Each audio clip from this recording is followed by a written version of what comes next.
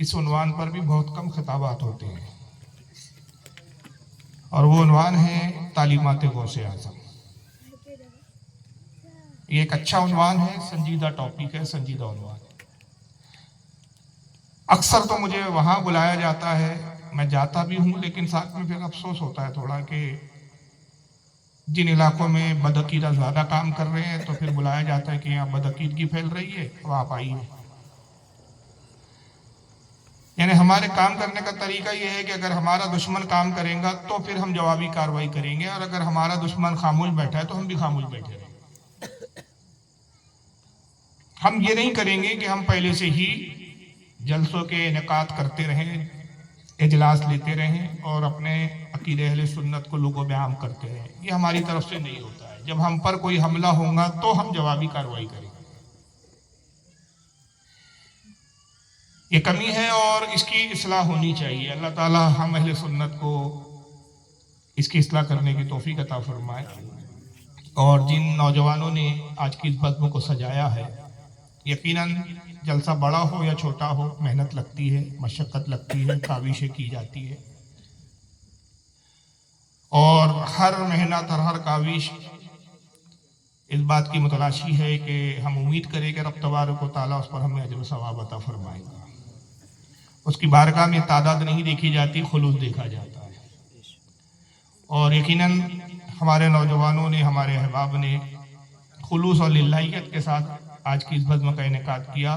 میں اللہ کی بارگاہ میں دعا گو ہوں، خالق کائنات ہمارے ان تمام نوجوانوں کی عمر میں، علم میں، رزق میں، دینی اور دنیاوی معاملات میں برکتیں اور ترقیاں عطا فرمائے۔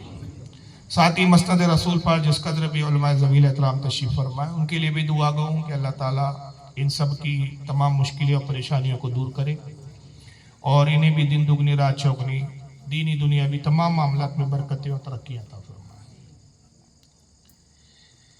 سرکار غوث اعظم رضی اللہ تعالیٰ عنہ ہو یا کوئی بھی ولی ہو، ولی وہ ہوتا ہے جو شریعت کا پابند ہوتا ہے اور شریعت کو لوگوں میں نافذ کرتا ہے۔ ہر ولی کی تعلیم وہی ہوتی ہے جو آقا صلی اللہ تعالیٰ علیہ وسلم کی تعلیم ہے، بلکہ رسول اللہ کی تعلیم کو فروغ دینا ہی ولی کا کام ہوتا ہے۔ اور جب وہ خود شریعت پر پابند ہو جاتا ہے، کوئی شخص، کوئی مومن، کوئی مسلمان، اور شریعت کو مضبوطی سے تھام لیتا ہے، اللہ تعالیٰ اس سے راضی ہو کر اس کو ولایت کا مقام عطا فرماتا ہے۔ یاد رکھیے، ولایت کے بارے میں ہمارے اہل سنت کا عقیدہ یہ ہے کہ یہ وہبی شے ہے، قصبی نہیں ہے۔ ولایت وہبی ہے، قصبی نہیں ہے۔ اور یہی عقیدہ نبوت کے بارے میں ہے کہ نبوت بھی وہبی ہے، قصبی نہیں ہے۔ وہبی اور قصبی کیا ہوتا ہے؟ قصبی کہتے ہیں ایسا کوئی مرتبہ یا مقام جو محنت اور مشقت سے انسان حاصل کرتا ہے۔ قصب کہتے ہیں محنت کو، مشقت کو۔ حضرت امام عبد الباقی زرقانی رحمۃ اللہ تعالیٰ علیہ شرح المواہب میں فرماتے ہیں کہ اگر کسی کا یہ عقیدہ ہو کہ نبوت قصب سے مل سکتی ہے، محنت سے مل سکتی ہے، کچھ ایسے عمل کر لوں گا کہ یہ عمل کر لوں تو میں نبی بن جاؤں گا، اتنی عبادت کر لوں تو میں نبی بن جاؤں گا، جو ایسا عقیدہ رکھے، امام زرقانی فرماتے ہیں کہ ایسا شخص کافر ہے، دائرہ اسلام سے خارج ہے، کہ نبوت اللہ کی عطا سے ملتی ہے، قصب سے، عبادات سے، ریاضت اور مجاہدے سے نہیں ملتی۔ اور اسی طرح ولایت کے بارے میں بھی یہی عقیدہ ہے کہ ولایت بھی وہبی ہے، البتہ اعمال صالح ولایت ملنے میں معاون و مددگار ہوتے ہیں، لیکن محض عبادت کی بنیاد پر کوئی ولی نہیں بنتا۔ اگر عبادت کی بنیاد پر ولی بنا جا سکتا تھا تو بھی بہت سارے باطل مذہب کے ماننے والے ہیں جو عبادتوں میں بہت آگے ہوتے ہیں، لیکن ولی تو چھوڑیے، بھی ان کے ایمان پر ہی سوالیہ نشان ہوتا ہے۔ اور خود ابلیس نے اتنی عبادت کی کہ اس کے مقابلے میں شاید ہی کوئی عبادت کر سکے۔ اس نے عبادت کے معاملوں میں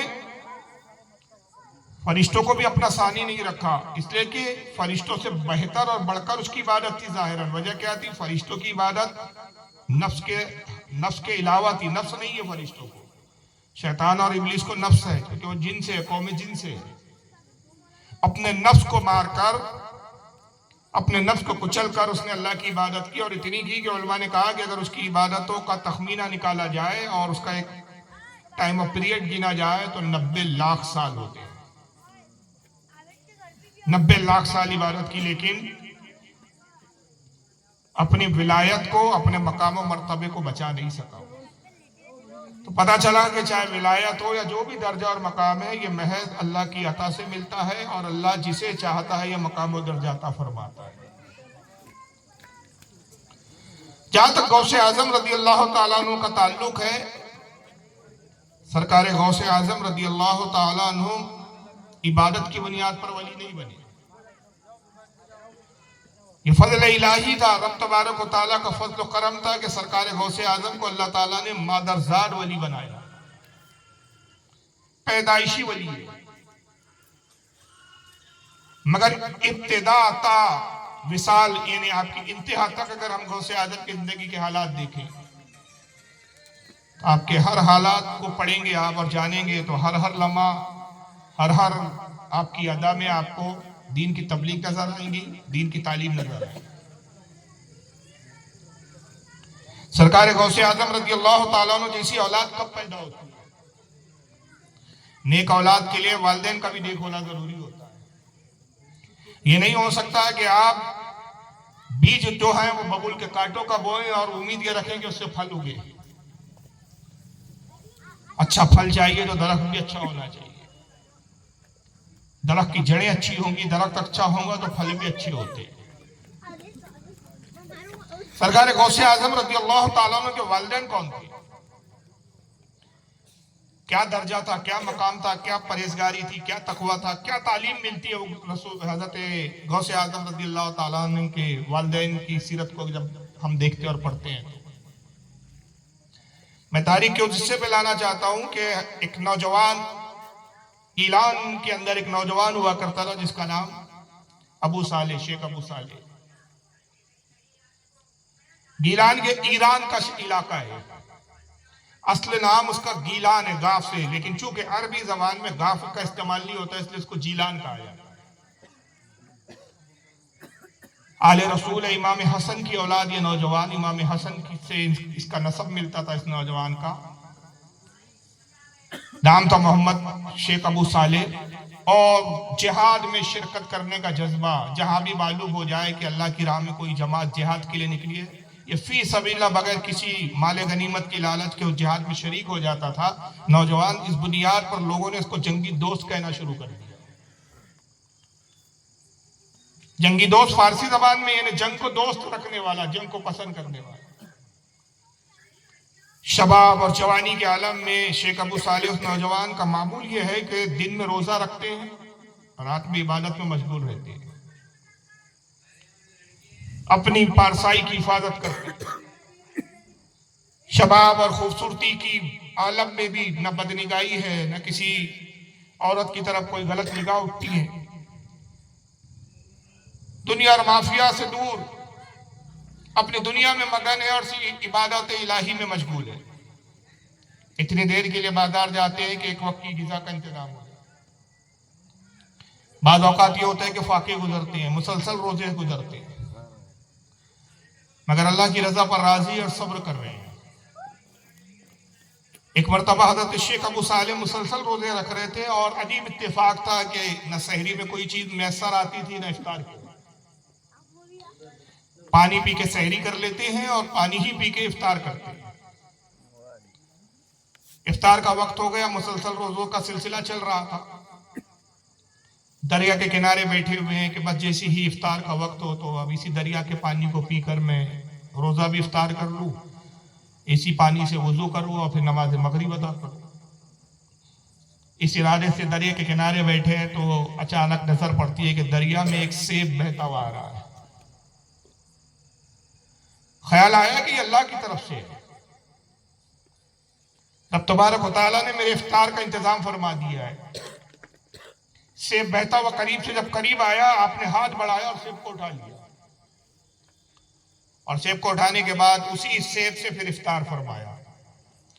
افطار کر چکے، جب سیب کھا چکے تو اچانک خیال آیا دل نے کہا کہ ابو صالح سیب تو کھا لیا تم نے، افطار تو کر دیا، مگر یہ جاننے کی کوشش نہیں کی کہ یہ سیب ہے کس کا۔ سیب آسمان سے نازل نہیں ہوتے، سیب درختوں میں پیدا ہوتے، درختوں میں اگتے۔ یقیناً اس سیب کا تعلق کسی نہ کسی درخت سے تھا، اور جس درخت سے اس سیب کا تعلق تھا اس درخت کا تعلق کسی نہ کسی کے باغ سے ضرور ہے۔ اب یہ جس کے بھی باغ کے درخت کا سیب ہے، تم نے سیب کھایا اور اس کی اجازت نہیں ہے، یہ غیر اجازت کے، بغیر کسی کی اجازت کے، لیے مالک کی اجازت کے بغیر تم نے سیب کھایا، بروز قیامت اللہ تعالیٰ نے اس سیب کے بارے میں سوال کر لیا تو ابو صالح کیا جواب دوں گے؟ جیسی ہی یہ خیال آیا بدن کانپنے لگا، آخرت میں رب کی پرتش اور پوچھ کے احساس سے آپ کانپنے لگے۔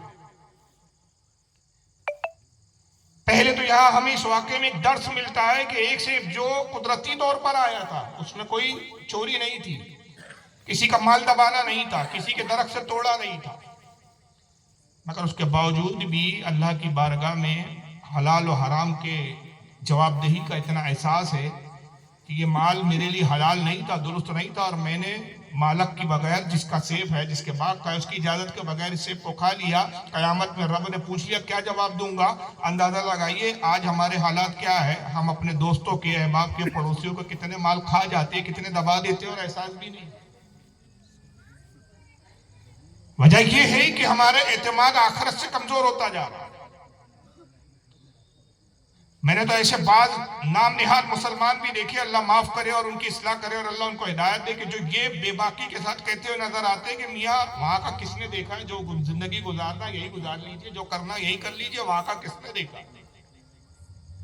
جو لوگ وہاں کیا کس نے دیکھا ہے کہے کہ آخرت کی چیزوں پہ یقین نہیں رکھتے، ان کو صرف اتنا ہی دیکھ لینا چاہیے، قبرستان جائیں کبھی اور کسی قبر کی طرف توجہ کریں اور خیال کریں کہ یہ قبر کس کی ہے، یہ قبر ہمارے کسی نہ کسی عزیز اقارب، دوست، احباب یا رشتہ دار کی تھی جو ہمارے بیچ چلتا پھرتا تھا، آج وہ قبر کے اندر ہے، اور جب کچھ عرصے بعد وہی قبر دوسرے مردے کے لیے کھول دی جاتی ہے تو وہ مردہ میں نظر نہیں آتا جو ہم نے اپنے ہاتھوں سے دفن کیا تھا، آخر وہ چلا کہا گیا جو ہمارے بیچ رہنے والا تھا۔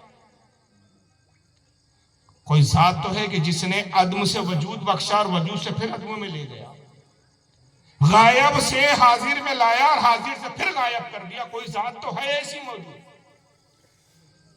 اور جو ذات پیدا کرنا اور فنا کرنا جانتی ہے وہ بروز حشر حساب لینا بھی جانتی ہے۔ تو اگر آخرت کا یقین نہ ہو تو قبر کو دیکھ لو تو انشاءاللہ، اور یقیناً آپ کو آخرت کا بھی یقین ہو جائے گا کہ آخرت ہے، اور اگر ہے نہیں تو پیدا ہونے سے پہلے آپ تھے کہاں پھر سے؟ جس ذات نے آپ کو لایا جبکہ آپ کو اپنی پیدائش سے پہلے کا کچھ نہیں معلوم، تو قادر ہے کہ فنا کرنے کے بعد دوبارہ اپنی بارگاہ میں زندہ کر کے کھڑا کرے اور ایک ایک چیز کا حساب لے۔ اپنے وجود پر ہی ہمیں رب کے وجود پر یقین کرنا چاہیے۔ شیخ ابو صالح کو جیسی خیال آیا کانپ گئے۔ بہرحال اسی دریا کی روانگی کی مخالف سمت میں چلنا شروع کیا کہ جس طرف سے سیب آیا پتہ لگاؤ کہ آخر یہ سیب آیا کہاں سے۔ اب دریا کی روانگی کے مخالف سمت میں چلے جا رہے، جب کچھ دور پہنچے تو دیکھا کہ ایک سیب کا باغ ہے، اور درخت کے جو بہت سارے درخت اس دریا کے کنارے لگے ہوئے، اور ایک درخت ایسا ہے سیب کا کہ جس کی شاخیں دریا کے پانی کی طرف جھکی ہوئی۔ اندازہ ہوگا کہ یقیناً یہ سیب اسی درخت کا معلوم ہوتا ہے، کیونکہ اس کی شاخیں پانی کی طرف جھکی ہوئی ہے، انہی شاخوں سے وہ سیب کا جو ہے سیب یا وہ پھل گرا، ٹوٹا اور پانی میں بہتا ہوا آیا۔ بہرحال آپ دوسری سمت میں آئے، لوگوں سے معلوم کیا کہ دریا کے کنارے جو ایک باغ ہے، جو سیب کا باغ ہے، یہ ہے کس کا، کس شخص کا یہ باغ ہے؟ لوگوں نے کہا کہ گیلان کے ایک بہت امیر و کبیر نیک صالح بزرگ ہے، بزرگ ترین شخصیت ہے، بڑے متقی پرہیزگار ہے، لیکن اللہ نے بڑی دولت سے بھی نوازا ہے، امیر بھی ہے، ان کا نام عبداللہ سمائی ہے، یہ ان کا باغ۔ پتہ پوچھتے ہوئے ان کے گھر پہنچے، امیر کبیر شخص تھے، بڑی شاندار حویلی تھی، خادموں سے کوئی اطلاع دی کہ جاؤ کہو کہ میں شیخ ابو صالح ہوں اور اس گھر کے مکین، اس گھر کے مالک عبداللہ سمائی جو بزرگوار ہے ان سے ملنا چاہتا ہوں۔ اطلاع دی گئی، بلایا گیا، کہا نوجوان کیوں ملنا چاہتے ہو؟ عرض کیا حضور وہ دریا کے کنارے آپ ہی کا باغ ہے؟ کہا ہاں ہمارا ہی باغ ہے سیب کا۔ کہا حضور میں روزے سے تھا، ایک سیب بہتا ہوا آیا، پوری رودا سنائی اور میں نے سیب کھا لیا، مجھے اندازہ ہوتا ہے کہ وہ آپ ہی کے باغ کے درخت کا سیب ہے،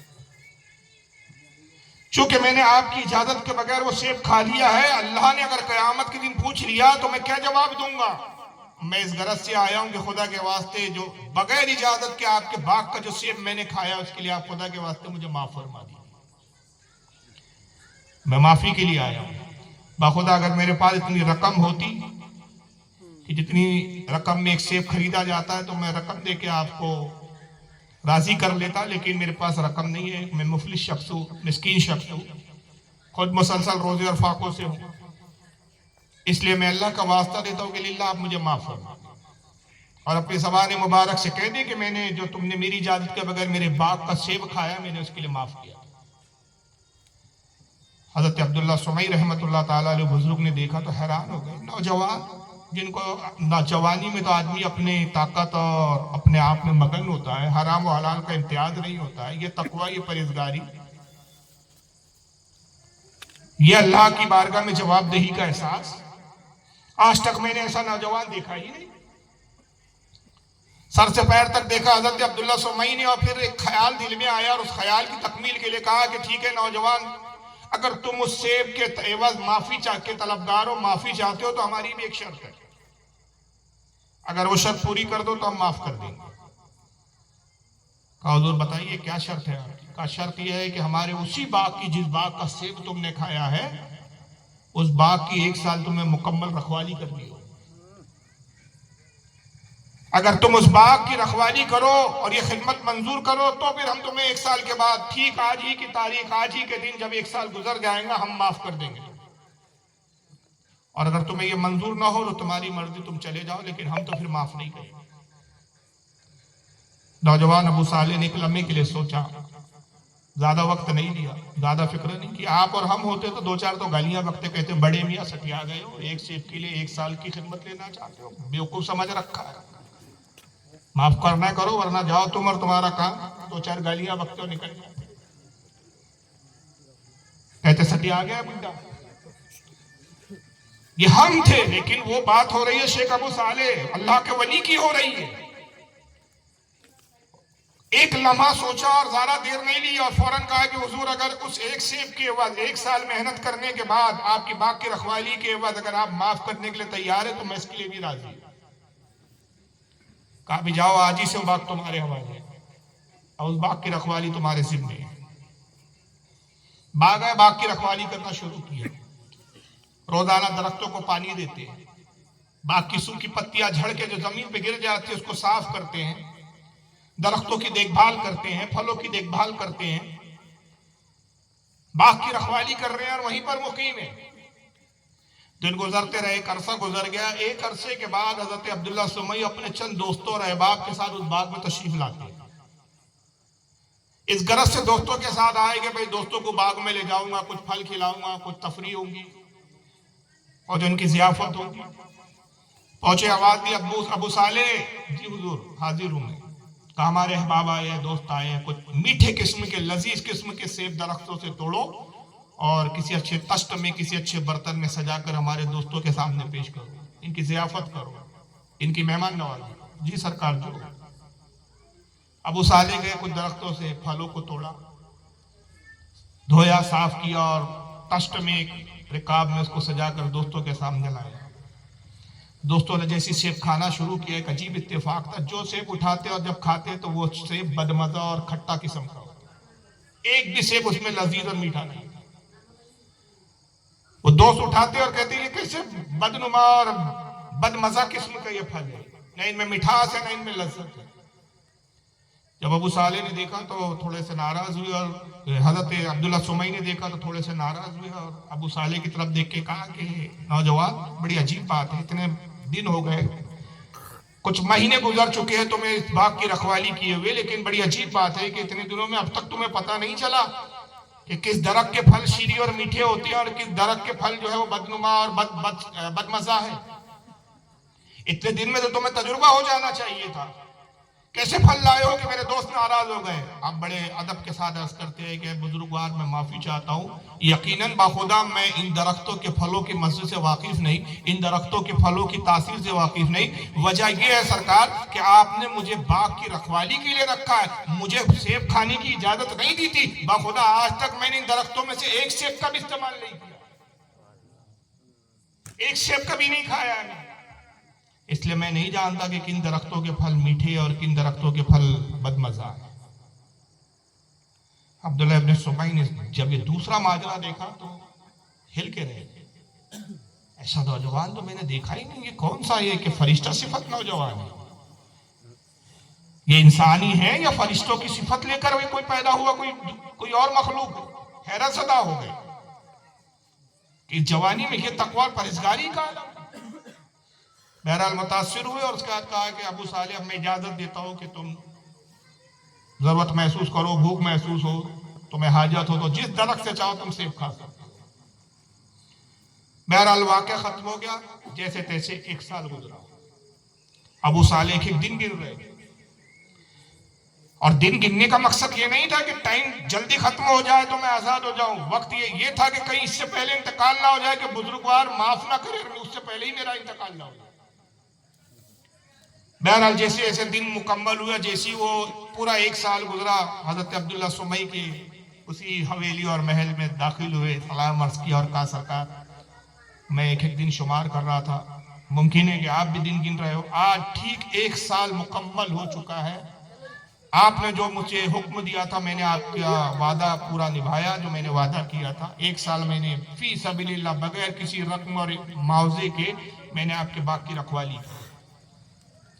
اب اللہ کے واسطے اپنی زبان مبارک سے کہہ دیجئے کہ آپ نے اس سیب کے لیے مجھے معاف کر دیا۔ عبداللہ سبعی نے دیکھا، کہا نوجوان ہمارا ارادہ بدل گیا، ہم یوں معاف نہیں کرنے والے، ابھی ایک اور شرط ہے ہماری، جب تک وہ شرط دوسری پوری نہ کر لو ہم معاف نہیں کریں۔ اب تو یقیناً آپ اور ہم ہوتے اتنا، اگر 1 سال مل فرق تو 1 سال ہم ٹکتے بھی نہیں، اور ہم میں سے کوئی ٹک بھی جاتا، آج کا کوئی بہت بڑا عالم فاضل مولوی کوئی ہوتا، بڑا پرہیزگار بھی ہوتا، اس کے بعد 2-4 10-20 گالی کیا بکتا، ڈنڈا اٹھاتا، بوڑھے کے سر پہ مارتا، کہتا کم بخت اپنے وعدہ خلافی کرتا ہے، 1 سال کی بات ہوئی تھی پھر ایک نئی شرط لے آیا، یہ ہماری کیفیت ہوتی۔ مگر اللہ کے ولی کا مزاج دیکھیے، ناراض نے کہا کہ حضور اچھا بتائیں اب کیا شرط ہے آپ کی؟ میں اس شرط کو بھی پورا کرنے کے لیے تیار ہوں۔ کہا شرط یہ ہے کہ تمہیں ہماری بیٹی سے نکاح کرنا ہوگا، میری ایک لوتی بیٹی ہے اور اب تک کنواری ہے، میں چاہتا ہوں کہ تم اس میری صاحبزادی سے، میری شہزادی سے نکاح کرنا۔ کہا حضور مجھے حرج نہیں ہے، لیکن پہلے غور فرما لیں، آپ کہاں امیر و کبیر محلوں میں رہنے والی، یقیناً آپ کی بیٹی بھی شہزادیوں کی طرح ناز و انداز میں پلی ہوگی، آپ باغوں کے مالک ہیں، آپ بہت بڑے تاجر ہیں، لاکھوں کی دولت کروڑوں کی دولت رکھتے ہیں، عیش و عشرت کی آپ کی زندگی ہے، میں ایک مفلس کنگال آدمی، جب ملتا ہے تو کھا لیتا ہوں، اللہ کا شکر ادا کرتا ہوں، جب نہیں ملتا ہے تو روزہ رکھ لیتا ہوں اور صبر کرتا ہوں، میرے خود کھانے کے مسئلے ہیں، کہیں ایسا نہ ہو کہ آپ کی بیٹی سے میرا نکاح ہو پھر آپ پچھتائیں۔ کہا نوجوان کھانے پینے کی فکر نہ کرو، کیونکہ وہ میری ایک لوتی بیٹی ہے، جو کچھ میرا ہے میری بیٹی کا ہے، اور جب تم ان کے شوہر بن جاؤ گے تو اس دولت پر تمہارا بھی اختیار ہوگا۔ مسئلہ کھانے پینے کا تو بالکل نہیں ہے، مگر ہاں ایک معاملہ ہے، اب تم غور و فکر کر کے بتاؤ کہ اس حالت میں بھی تم مجھ سے نکاح کے لیے تیار ہو یا نہیں؟ میں تم سے کچھ چھپاؤں گا نہیں، جو کچھ میری بیٹی میں عیب ہے میں تم پہ ظاہر کر دینا چاہتا ہوں، تاکہ بعد میں تم یہ نہ کہو کہ مجھے دھوکہ دیا گیا ہے، میری بیٹی میں چند عیوب ہے، چند عیب ہے، وہ پہلے سن لو۔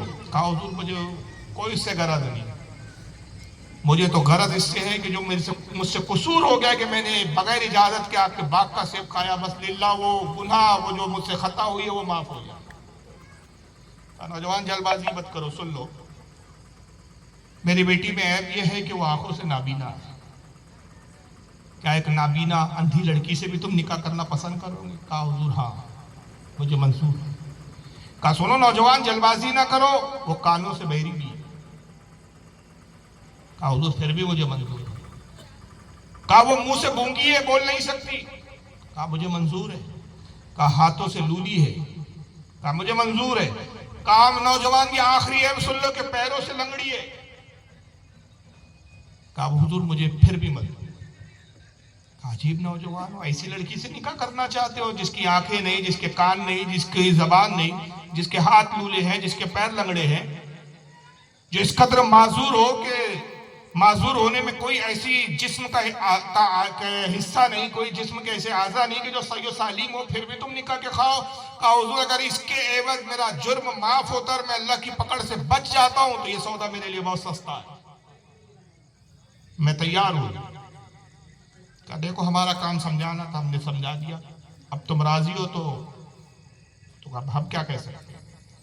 ٹھیک ہے نوجوان, آج ہی ہم تمہارا بعد نماز عصر اپنی بیٹی سے نکاح کر, تمہارے کوئی دوست احباب ہو تو تم لا سکتے ہو. حضور میرا کوئی دوست نہیں, میرا دوست پروردگار ہے.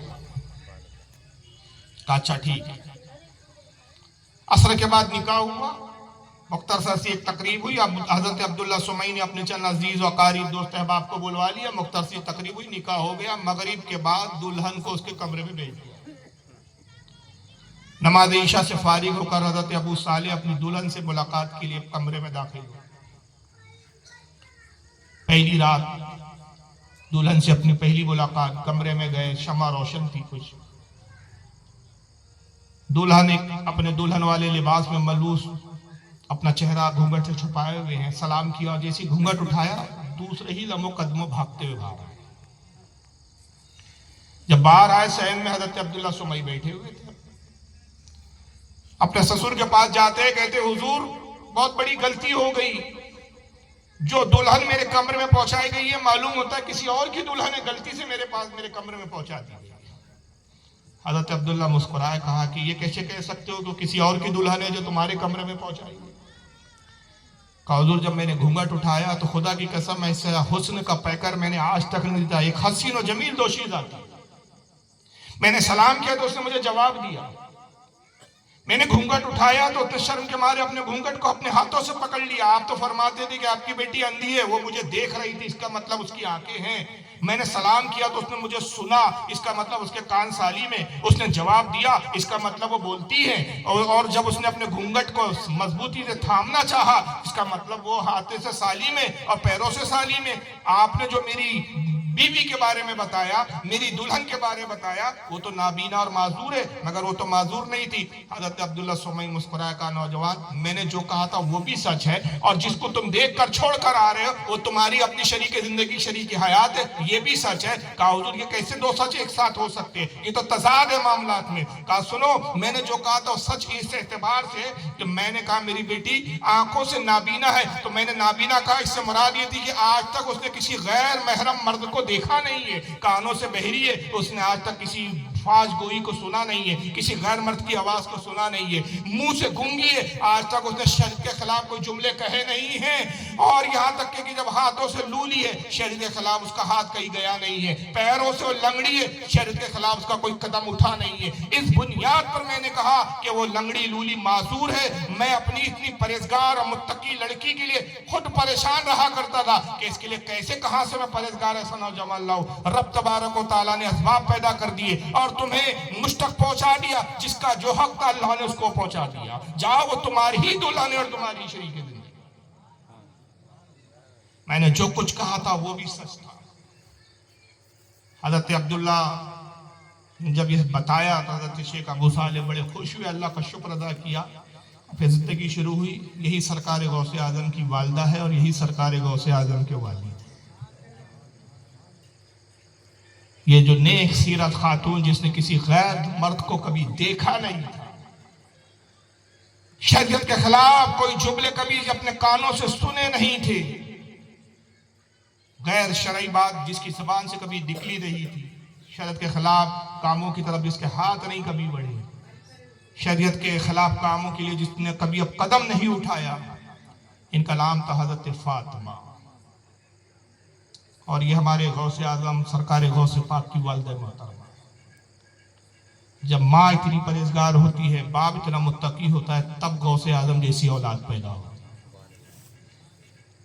ہمارے حالات یہ ہے کہ ہماری عورتیں ہم شریعت کے خلاف قدموں پہ قدم اٹھ رہے ہیں، شریعت سے لینا دینا نہیں، دین سے محبت نہیں، دین سے رغبت نہیں، مگر اولاد صلاح الدین ایوبی جیسی چاہتے ہیں، اولاد غریب نواز جیسی ہونی چاہیے۔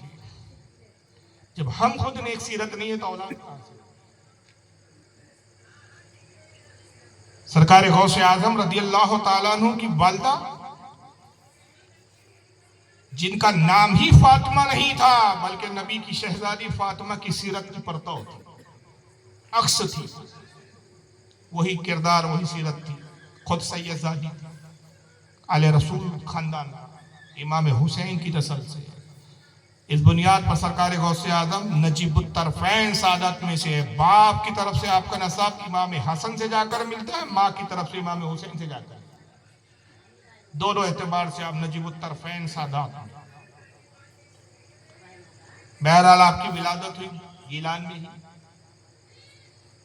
اور جب پیدا ہوئے تبھی دنیا نے جان لیا کہ آپ مادرزاد اللہ کے ولی ہیں۔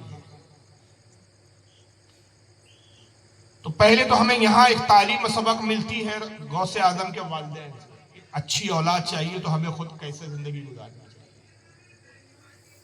اور پھر سرکار غوث اعظم نے جو دنیا کو تعلیم دی وہ آج ہمارے لیے مشعل راہ، آخرت اور نجات اخروی کی کامیابیوں کا سبب ہے۔ جب آپ کی ولادت ہوئی، پہلا رمضان جب آیا، کچھ ہی ماہ گزرے تھے کہ رمضان آیا، سرکار غوث اعظم نے ابتدا میں ہی ظاہر فرما دیا کہ آپ اللہ کے مادرزاد ولی، اور وہ یوں ظاہر ہوا لوگوں پر کہ سحری کے وقت اپنی والدہ محترمہ کا دودھ پیتے تھے تو افطار تک آپ دودھ نہیں پیتے،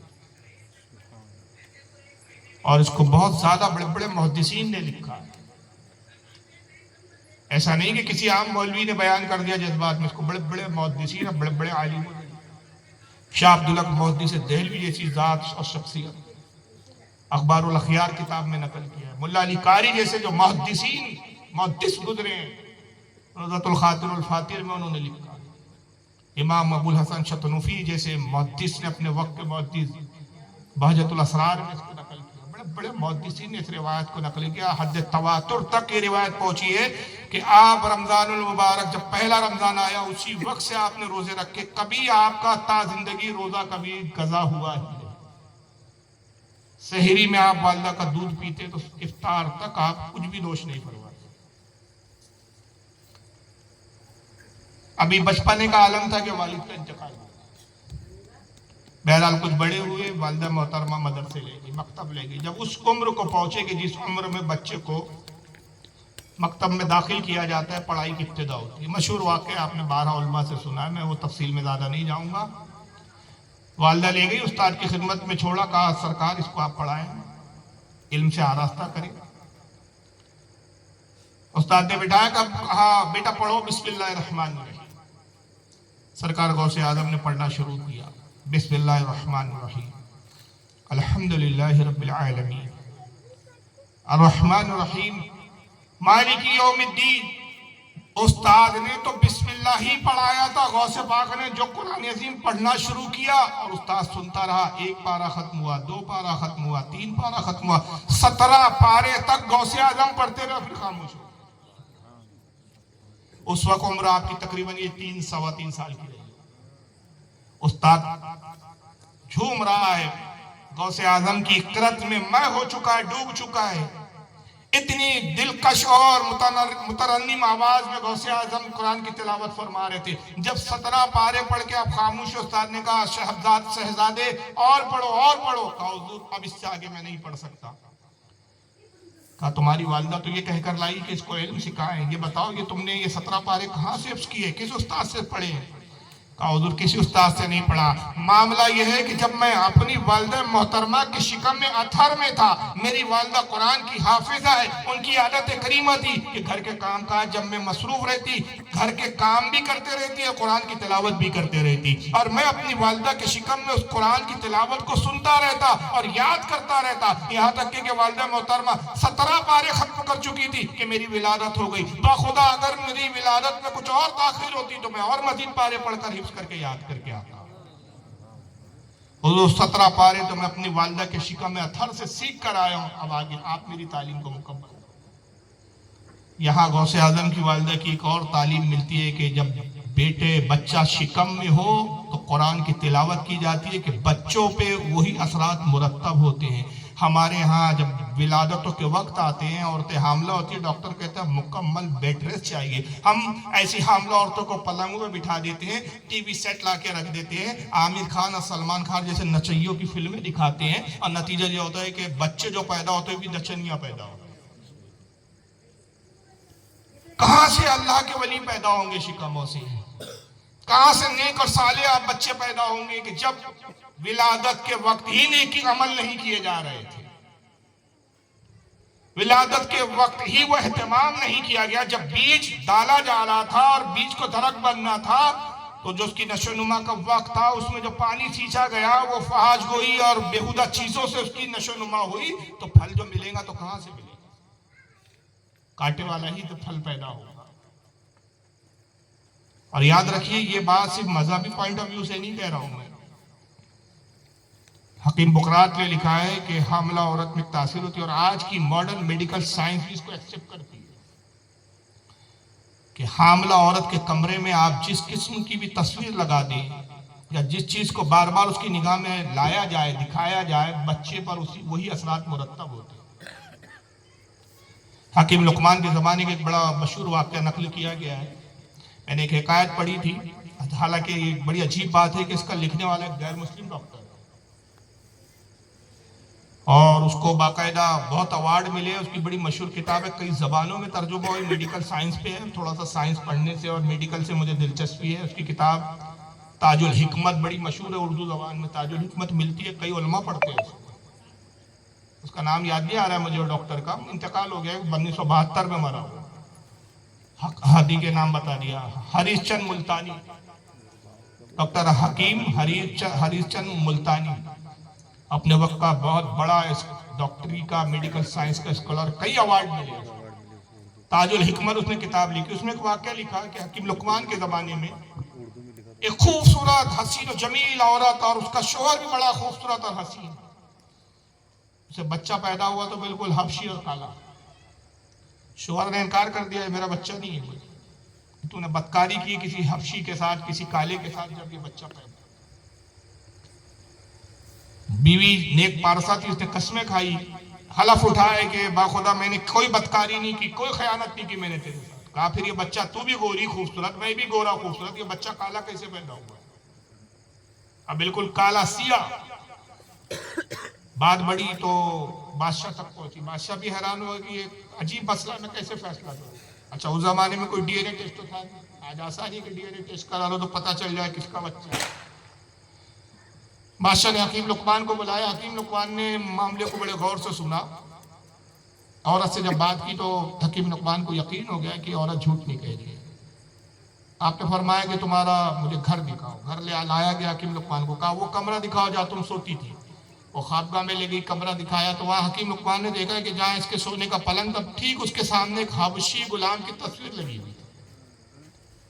یہ صبح اٹھتی اور سب سے پہلے وہ نگاہ پڑتی تو وہ غلام پر، حبشی غلام کی تصویر میں پڑتی. نتیجہ یہ ہوا کہ بار بار اسی تصویر کو دیکھنے کی وجہ سے بچے پر وہ اثرات مرتب ہوئے کہ بچہ جو ہوا وہ کالا کلوٹا پیدا ہوا. تو وہ ڈاکٹر بھی آج اس چیز کو مانتے ہیں کہ حاملہ عورت کے ارد گرد جس طرح کا ماحول ہوتا ہے اس کے اثرات بچے پر مرتب ہوتے ہیں. اس لیے ڈاکٹر ایک تاکید کرتے ہیں بھائی اس کو خوش رکھو، زیادہ تکلیف نہیں ہونا چاہیے، ٹینشن مت دو، اچھے ماحول میں رکھو. لیکن آج ہم جن ماحول میں رکھتے ہیں اپنے گھر کی حاملہ اپنی ماں بہنوں کو، وہ ماحول یہ ہوتا ہے کہ ٹی وی چل رہے ہوتے ہیں، ناچ چل رہے ہوتے ہیں، ڈرامے چل رہے ہوتے ہیں، اور پھر اب توقع کرتے ہیں کہ بچہ نافرمان کیوں ہے، باپ کی سن نہیں رہا ہے، ماں کی توہین کر رہا ہے، ہاتھ سے نکل رہی ہے اولاد، کھسک رہی ہے. بھائی کھسکی کی کیا، پوری کھسک کے نکل کے بھاگ جائیں گی کیونکہ تربیت ہی آپ کی بنیادی صحیح نہیں. لیکن یہ غوث اعظم کی والدہ کا عمل تھا کہ کام کاج کرتے کرتے قرآن کی تلاوت کرتی تھی. اور یہ پہلے کی ہماری ماں بہنوں کا اعمال تھے کہ بچوں کو لوریاں سنا کر، جو لوری سناتی تھی سناتے وقت وہ بزرگوں کے واقعات اور قصے سنائے جاتے تھے، وہ حمد باری تعالیٰ ہوتی تھی، وہ نعت مصطفیٰ ہوتی تھی. آج گانے گا گا کے سناتی ہے تو نتیجہ کیا نکلے؟ बहरहाल गौस आज़म ने इब्तदाई तालीम गीलान में हासिल की, और फिर आप खुद फरमाते हैं, लोगों ने आपसे सवाल किया कि हुजूर ये बताइए आपको कैसे मालूम हुआ कि आप अल्लाह के वली, आपने कब जाना कि आप अल्लाह के वली? कहा बचपन में ही मुझे ये मालूम हो गया था कि मैं अल्लाह का वली हूँ, अल्लाह का मुकर्रब हूँ। और यूँ कि जब मैं मदरसा मकतब पढ़ने जाता तो कोई कहने वाला कहता कि अल्लाह के वली के लिए रास्ता छोड़ दो, और लोग रास्ता छोड़ देते और मैं आसानी से रास्ते से मकतब तक पहुंच जाता। फरमाते एक मरतबा मैं बच्चों के साथ खेल कूद में मशगूल हो गया, बच्चे एक बैल के साथ खेल रहे थे, मैंने भी चाहा कि मैं भी इन बच्चों के साथ इस बैल के साथ खेलूं। जब मैं बैल के साथ खेलने की तरफ मायल हुआ तो बैल ने बड़ी फसी अरबी जबान में मुझसे कहा, अब्दुल कादिर तुझे इस काम के लिए पैदा नहीं किया गया। तो मैं लरस गया और मैं जान गया कि अल्लाह ताला ने मुझे किसी खास मकसद के लिए पैदा किया, और मैं अल्लाह का पसंदीदा बंधु में से हूँ। मैं फरामोश और मकरू में से नहीं हूँ कि जिसको मकरू जानकर छोड़ दिया गया। यहाँ तक कि मजीद तालीम के लिए फिर आप अपनी वालिदा से इजाजत लेते हैं। वालिद का तो इंतकाल हो गया, कहा कि अम्मी जान मैं बगदाद जाना चाहता हूँ। बगदाद उस वक्त इल्म का गहवारा था, बड़े बड़े अदीब, शायर, मुहद्दिस, मुफस्सिर, बड़े बड़े इमाम, बड़े बड़े आलिम, फुजला बगदाद में मुकीम हुआ करते थे। बगदाद इल्म का गहवारा था, बड़े बड़े उस्ताद वहां पढ़ाने वाले मौजूद थे, इल्म और अदब के माहिरीन वहां बसा करते थे।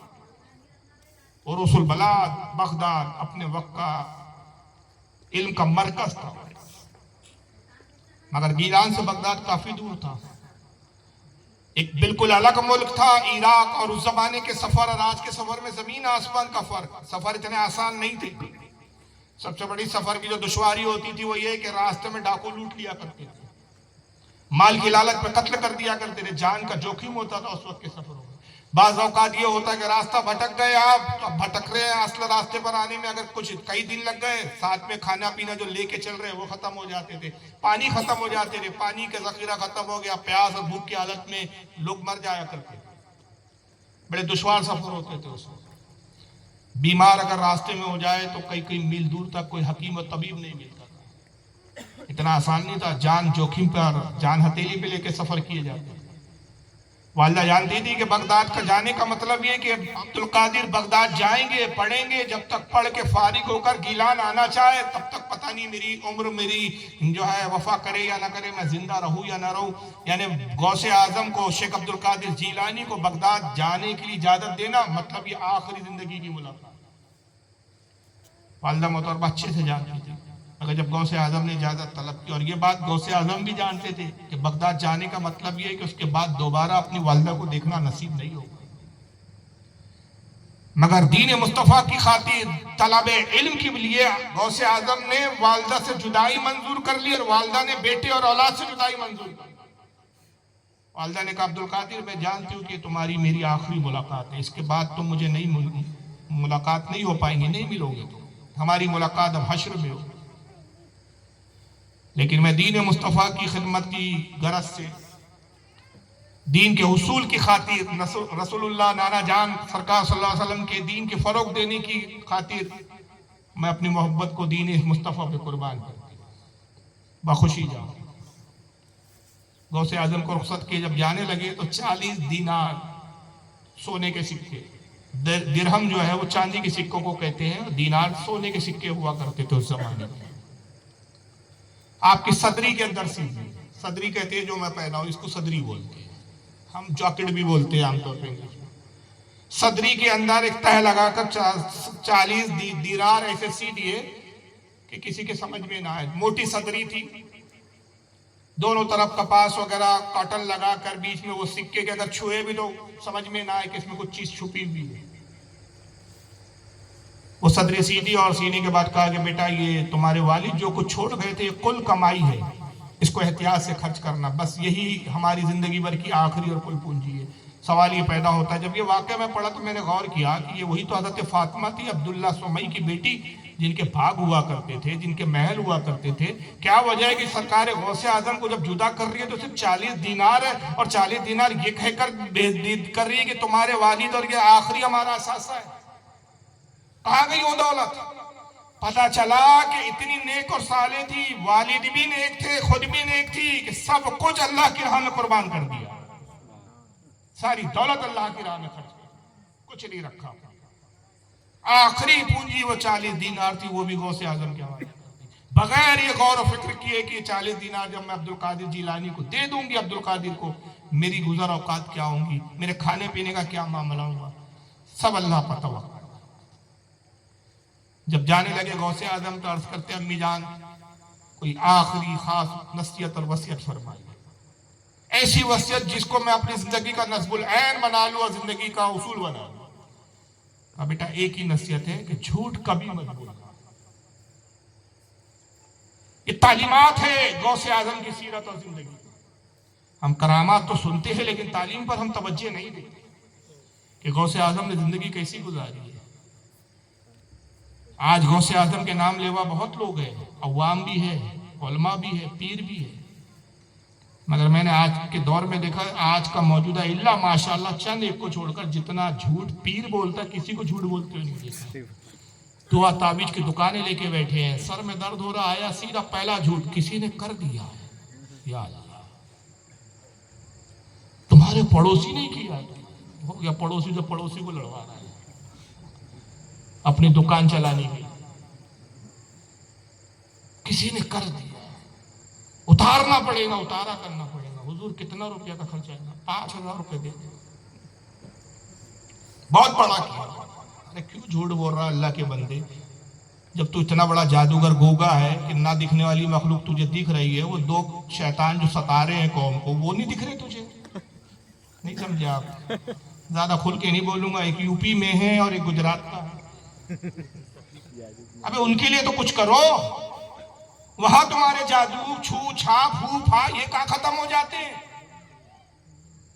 تمہیں نہ دکھنے والی مخلوق نظر آتی ہے، تم جناتوں کو قبضے میں کر لے رہے ہو، شیاطین کو تم قبضے میں کر لے ہو، کسی نے کر دیا، کوئی شیطان لگا دیا، بھوت لگا، سب تمہیں نظر آ رہے۔ یہ 2 چلتے پھرتے بھوت نظر نہیں آ رہے تم،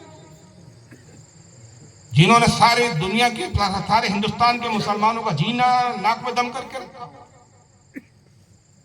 غوث کے نام پر، سرکار غوث اعظم کے نام پر سب دکانداری، اور ہمارا بیوقوف مسلمان، میں بولا نہیں بولتا، کائے کا بولا یار، کاروبار میں تو بولا پن نہیں رہتا، کھانے پینے میں تو سب سمجھتا ہے، بزنس میں سب سمجھتا ہے، دین کے معاملے میں بھی بھولا ہو جاتا ہے۔ کائے کا بولا ہے وہ؟ بولا نہیں ہے، بدماش ہے، تعویلیں نکالتا ہے اپنے آپ کو بچانے کے لیے، دین کے معاملے میں کسی کے بھی ہاتھ میں ہاتھ دے رہا ہے، کسی کو بھی مرید، کسی سے کو بھی پیر بنا لے رہا ہے، وہاں نہیں سمجھ میں آ رہا۔ موبائل لینے جا رہا ہے تو 4 دوستوں سے پہلے مشورہ کرتا ہے، 4 دوستوں سے پوچھتا ہے، پھر دکان پہ جاتا ہے، دکان والے کا دماغ چاٹ لیتا، موبائل ٹھیک ہے نا، چلیں گا نا، گارنٹی ہے نا، کتنے دن کی ہے، کارڈ ہے نا، یہ ہے نا۔ دکاندار اکتا کے بولتا بھائی لینا ہے تو لو یار، کیا لگا کے رکھے ہو، دماغ چاٹے جائیں گا۔ مگر دین کا جب سودا کریں گا تو وہاں نہیں پوچھتا بھائی پیر کھڑا ہے یا نہیں، گارنٹی ہے یا نہیں، جبا کبا دیکھا اور جا کے ہاتھ میں ہاتھ دے دیا۔ اب عالم سمجھاتے رہے ابے فراڈ پیر ہے وہ، چھوڑو میاں ملا جی تم کو کیا سمجھتا، بہت پہنچے ہوئے پیر ہے، بھوت پریت نظر آتے ان کو چلتے پھرتے، بڑے بڑے جن اور بڑے بڑے حمزات قبضے میں کر رکھے ہمارے حضرت نے، حمزات قبضے میں کرے، یہ 2 قبضے میں نہیں آ رہے ان کے، اور حمزات قبضے میں کر کے بیٹھے ہیں۔ تو یہ جھوٹ لن پھن، یہ غوث اعظم کی تعلیم ہے۔ ماں کہتی بیٹا زندگی میں کتنی ہی مشکل آ جائے جھوٹ مت بولنا، بس یہ میری وصیت ہے۔ وعدہ کیا امی جان کچھ بھی ہو جائے جان پر کیوں نہ بنا، میں کبھی جھوٹ کا سہارا نہیں دوں۔ والدہ سے وعدہ کیا، قافلہ جا رہا تھا ایک عراق کی طرف، ساتھ میں روانہ ہو گئے۔ اس قافلے میں سب سے چھوٹے اور ظاہری طور پر، ظاہری عمر کے اعتبار سے سب سے کم سین آپ ہی تھے، ورنہ مرتبے اور مقام کے اعتبار سے تو سب سے بلند آپ ہی تھے۔ سفر چلتا رہا، اہل قافلہ بھی بڑی محبت سے آپ کے ساتھ پیش آتے کہ ایک بچہ ہے طلب دین کے ساتھ لیے ہمارے ساتھ ہو گیا۔ جب ایک جگہ قافلے نے قیام کیا، ڈاکو نے گھیر لیا اور لوٹنا شروع کر دیا۔ ایک ڈاکو کی ٹولی تھی، قافلے کی اطلاع ہوئی، وہ آئے اور انہوں نے قافلہ لوٹنا شروع کر دیا۔ جو مال نہیں دے رہا اس کو قتل کر دیتے، جو مال دے دیتا تھا آسانی سے اس کو چھوڑ دیتے تھے۔ ایک ڈاکو غوث پاک کی خدمت میں آیا، اے بچے تیرے پاس کیا ہے؟ جو بھی ہے فوراً بتا دے۔ کہا میرے پاس 40 دینار ہے۔ وجہ کیا تھی؟ ماں سے وعدہ کیا تھا، جھوٹ نہیں بولوں۔ 40 दीनार है मेरे पास। कहाँ है? कहा मेरे ही पास है। उसने देखा, पोटली देखा जो आपके कपड़ों की थी, उसमें कुछ नहीं, बर्तन देखे कुछ नहीं, हाथ वाथ लगा के देखा 40 दीनार दिखे नहीं। कहा मस्करापन करता है, डर नहीं है तुझे? ऐसे हाल में भी, ऐसे मौके पर भी तू मस्करापन कर रहा, मजाक करता है। गुस्से में हुआ, कुछ बड़बड़ाया, चला गया। दूसरा डाकू आया, ए बच्चे तेरे पास कुछ है? हाँ है ना मेरे पास। क्या है? 40 दीनार। उसने भी थोड़ा आपका सामान देखा, जाहिरी तौर पर आपकी तलाशी ली, लेकिन उसको दीनार नहीं मिले। दीनार मिले का वो सदरी में वालदा ने कुछ इस ढंग से सिए थे कि छूने के बाद भी उसका एहसास नहीं होता। सदरी पहने हुए और सदरी के अंदर वो दोनों तरफ, मैंने बताया कि मोटी सी सदरी थी, दोनों तरफ कपास रख के बीच में दीनदारों को सेट कर दिया गया था। गर्ज के दूसरा डाकू, तीसरा डाकू, ऐसे कुछ डाकू आते रहे, हर डाकू पूछते रहे और जवाब यही देते रहे। जब सारे काफिले को लूट चुके, सालारे जो काफिला था उनका, डाकुओं का जो सरदार था, उसके लिए तख्त लगाया गया। तख्त पे बैठा, कहा सबको लूट लिया, किसी को छोड़ा तो नहीं। सरदार सबको लूट लिया। देखो ध्यान से, कोई काफिले में ऐसा तो नहीं है जिसने अपना माल हमसे छुपा लिया। ठीक से देख लो, कोई रह ना जाए, किसी को छोड़ा ना जाए। बोले सरदार, एक बच्चा है, मस्करापन करता है, कहता है 40 दीनार है, लेकिन हम तलाशी लेते तो मिलता कुछ नहीं है उसके पास। कहा कौन बच्चा है? ले आओ मेरे साथ। डाकू गए, आपको ले आए। कहा ये बच्चा। कहा बच्चे क्या कहते हो तुम, क्या है तुम्हारे पास? 40 दीनार।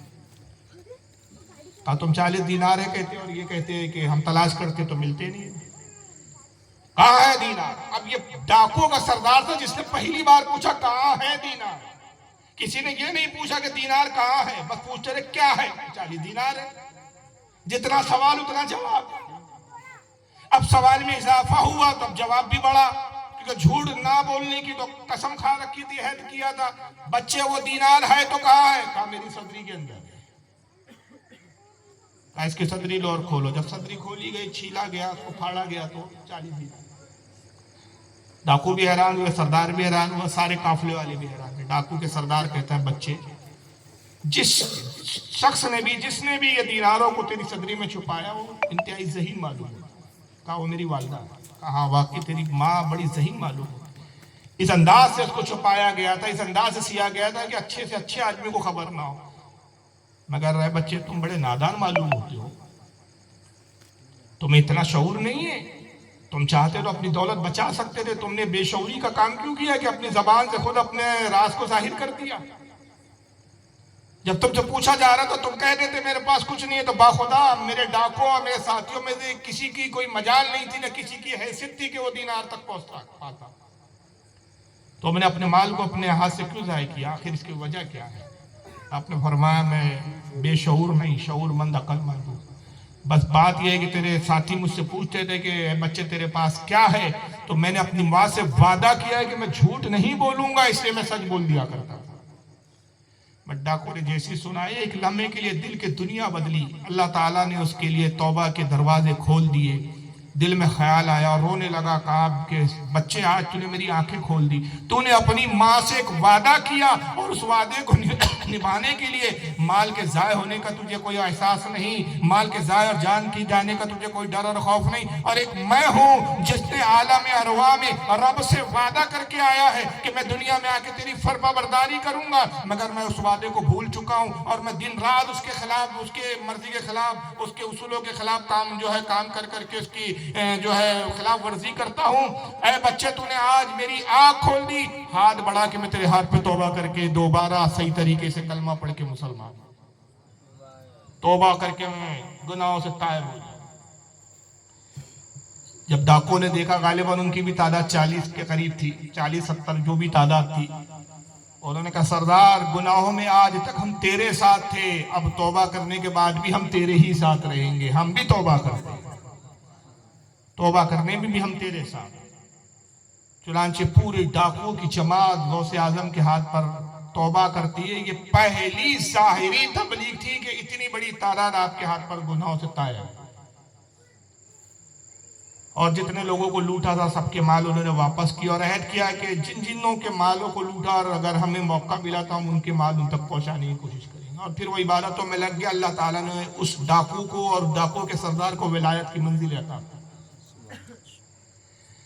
बहरहाल बगदाद तशरीफ लाए। मालूम हुआ कि इस वक्त बगदाद में जो सबसे बड़े आलिम फाजिल, सबसे अजीम बुजुर्ग हज़रत शेख अबू सईद मुबारक महजूमी रज़ी अल्लाह ताला, बहुत बड़े आलिम फाजिल, इनका हल्का दर्स बड़ा वसी है और बड़े दूर दराज से अहले इल्म तलब में जो आते हैं, तलब इल्म में बड़े ज़हीन शागिर्द इनके पास है। बड़े आलिम फाजिल जो आलिम होते हैं उस वक्त आते हैं, आलिम बनने के बाद आते हैं, ताकि इनके पास आकर वो सीखे जो दूसरों के पास सिखाया नहीं जाता। आपने इरादा किया कि मैं इन्हीं की हल्के दर्स में दाखिल होऊंगा और इन्हीं को अपना उस्ताद बना के इनसे इल्म दीन हासिल करूँ। जब दर्स में पहुंचे तो हज़रत अबू सईद मुबारक महजूमी रहमतुल्लाह अलैह दर्स दे रहे थे, पढ़ा रहे थे। शागिर्द बैठे हुए थे, जम्मे गफीर था, सैकड़ों शागिर्दों की तादाद।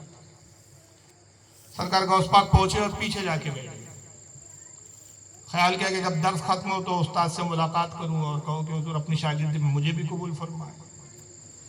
पीछे बैठे तो ये मिंबर पे बैठे हुए थे। मिंबर कहते कुर्सी को, तख्त को। नजर पड़ी हजरत गौस पाक की तरफ। हजरत अबू सईद मुबारक ने अपने शागिर्दों से कहा, देखो जो पीछे एक बच्चा बैठा है उसको उठाओ और बाहर ले जाके फेंक दो।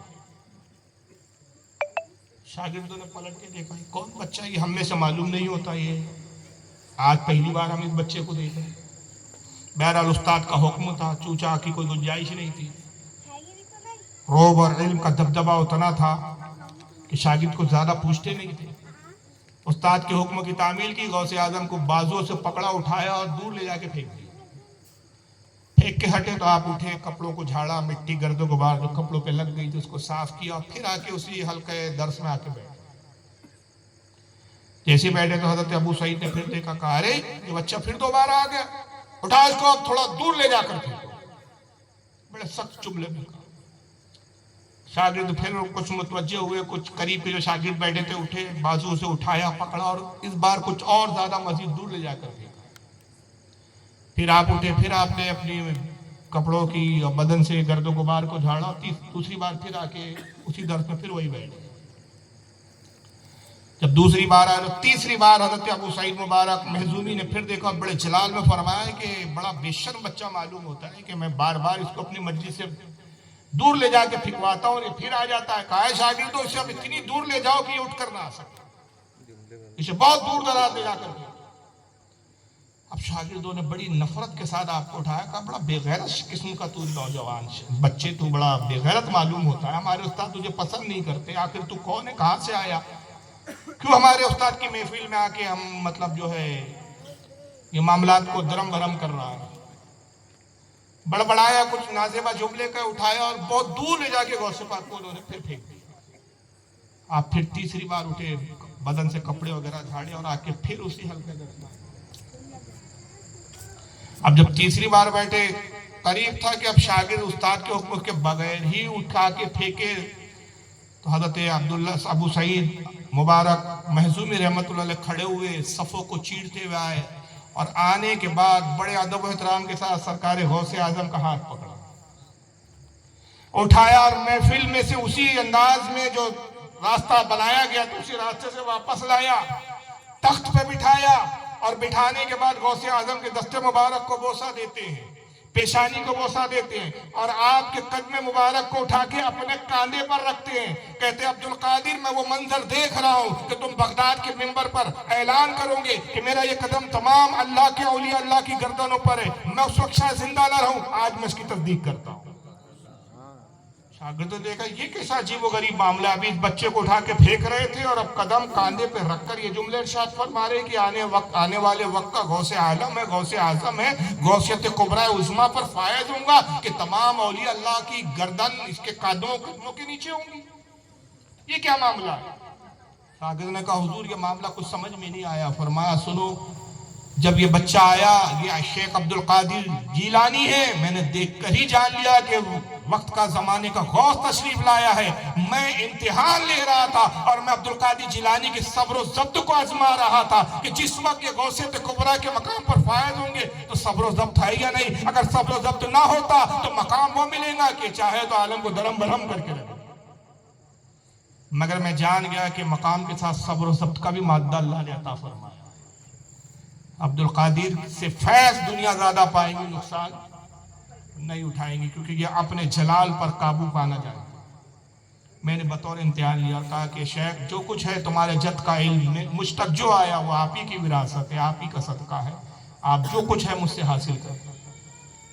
بہرحال وہاں سے آپ کی تعلیم کا دور شروع ہوا، اور حضرت ابو سعید مبارک محظومی رحمۃ اللہ علیہ کی خدمت میں آپ نے اصول علم جو ہے شروع کرتے ہیں، علم حاصل کرتے رہے، اور بڑی تکلیف کی زندگی گزری ہے۔ غوث اعظم نے خود اس وقت کے حالاتوں کو بیان کیا، فرماتے کئی دن مجھ پر فاقے گزر، وہ 40 دینار جو والدہ نے دیے تھے آخر کتنے دن چلتے تھے؟ ایک عرصہ تک چلے، اس کے بعد ختم ہو گئے، اب پاس پیسے نہیں ہیں، خود سید زادے ہیں، وقت کے غوث ہے، کسی سے مانگنا، کسی سے صدقہ طلب کرنا اس کی نہ ذہن اجازت دیتا ہے، نہ حسب و نسب اجازت دیتا ہے، نہ آپ کی وہ حیثیت تھی کہ کسی سے طلب کرے اور مانگے۔ چنانچہ آپ صبر اور تحمل کی زندگی گزارتے تھے، صبر و رضا میں راضی رہتے۔ آپ فرماتے کہ بھوک کی شدت کا یہ عالم ہوتا، کئی دن جب فاقے گزرتے میں جنگل کی طرف نکل جاتا تاکہ کوئی کچا جنگلی پھل مل جائے تو کھا لیں۔ مگر فرماتے میں جب جنگل میں جاتا دیکھتا کہ مجھ سے پہلے ہی اولیاء کی ایک جماعت ہے جو جنگلی پھل تلاش کر رہی ہے، تو میرے ذہن میں خیال آتا کہ یہ تو پہلے ہی جنگلی پھلوں کو تلاش کر رہے ہیں، اب یہ جس تعداد میں بھی ہیں میں ایک مزید جا کر ان میں اضافہ کر کے ان کی امیدوں کو اور کیوں کم کرتا۔ چنانچہ میں واپس آ جاتا، فرماتے ایک برج تھا، ایک مینار تھا، میں اس پہ چڑھ جاتا اور پیٹ کے بل لیٹ جاتا اور میں اللہ کو یاد کرتا اور آؤ فگا کرتا۔ قرآن کی ایک آیت پڑھتے جس کا مفہوم یہ ہے کہ ہر تکلیف کے بعد آسانی ہے۔ یہ آیت پڑھ کے میں تسلی دیتا اپنے آپ کو۔ فرماتے اس بروج پر میں نے بھوک اور فاقوں کے عالم میں اتنا عرصہ گزارا، اتنا وقت گزارا کہ لوگوں نے اس بروج کا نام ہی بروج عجمی رکھ دیا، کیونکہ آپ عجم سے تعلق رکھتے تھے۔ اس تکلیف کے ساتھ آپ نے تعلیم حاصل کی اور ایک درس دیا کہ میں اگرچہ مادرزاد اللہ کا ولی ہوں لیکن علم ظاہر کے حصول کے لیے میں کوتاہی نہیں کرتا۔ مادرزاد ولی ہونے کے بعد بھی میں علم شریعت اساتذہ سے حاصل کر رہا ہوں۔ تو یہ آج کل جو پاکھنڈی آتے ہیں نا، یہ غوث پاک کی تعلیم ہمارے لیے سبق ہے کہ ایسے پاکھنڈیوں کو ہم ولی نہ سمجھے۔ بھائی صاحب آپ پڑھے لکھے کیوں نہیں ہیں؟ وہ ہماری پڑھائی آسمان سے ہو گئی ہے میاں، وہ تم نے کتابوں سے پڑھی، ہم نے کچھ اور پڑھی ہے۔ ملا کتابوں کی باتیں جانتا ہے، ہم آسمانی باتیں جانتے ہیں۔ چھوڑیے جناب آسمانی، دیوار کے پیچھے کی آپ کو خبر نہیں، کھانے کی پلیٹ کے اندر کتنی بوٹیاں رکھی ہے اس کی پتہ نہیں، اور آسمان کی تحریروں کو پڑھ رہے ہو آپ، کیوں لپاسی مار رہے ہو؟ عبد القادر غوث اعظم سے بڑے ولی تو نہیں ہو، تو ان کے جوتی کے قدموں کی دھول کے برابر نہیں۔ اتنے بڑے وقت کے ولی، انہوں نے بھی ظاہری علوم کے حصول کے لیے اساتذہ کے سامنے زانو تہاد۔ اور علامہ ذہبی رحمۃ اللہ علیہ بہت بڑے امام گزرے، سیار الاعلام النبلاء ان کی بڑی زبردست کتاب ہے، کئی جلدوں پر، جو اسماء و رجال محدثین کے حالات پر ہے۔ اس میں سرکار غوث اعظم کا جب ذکر کرتے ہیں تو غوث اعظم کے اساتذہ استادوں کے نام گنوائے۔ کثیر استاد وہ ہے کہ جو سید بھی نہیں ہے، غوث اعظم نے باوجود حسنی حسینی سید ہونے کے باوجود غیر سید اساتذہ سے علم حاصل کیا۔ اپنے نسب کے فقر اور غرور میں ڈوب کر علم سے کوتاہی نہیں برتی، اور خود آپ کے پیر و مرشد حضرت ابو سعید مبارک جو ان سے مرید بھی ہوئے، پھر استاد بھی ہے اور پیر بھی ہے، وہ بھی سید نہیں۔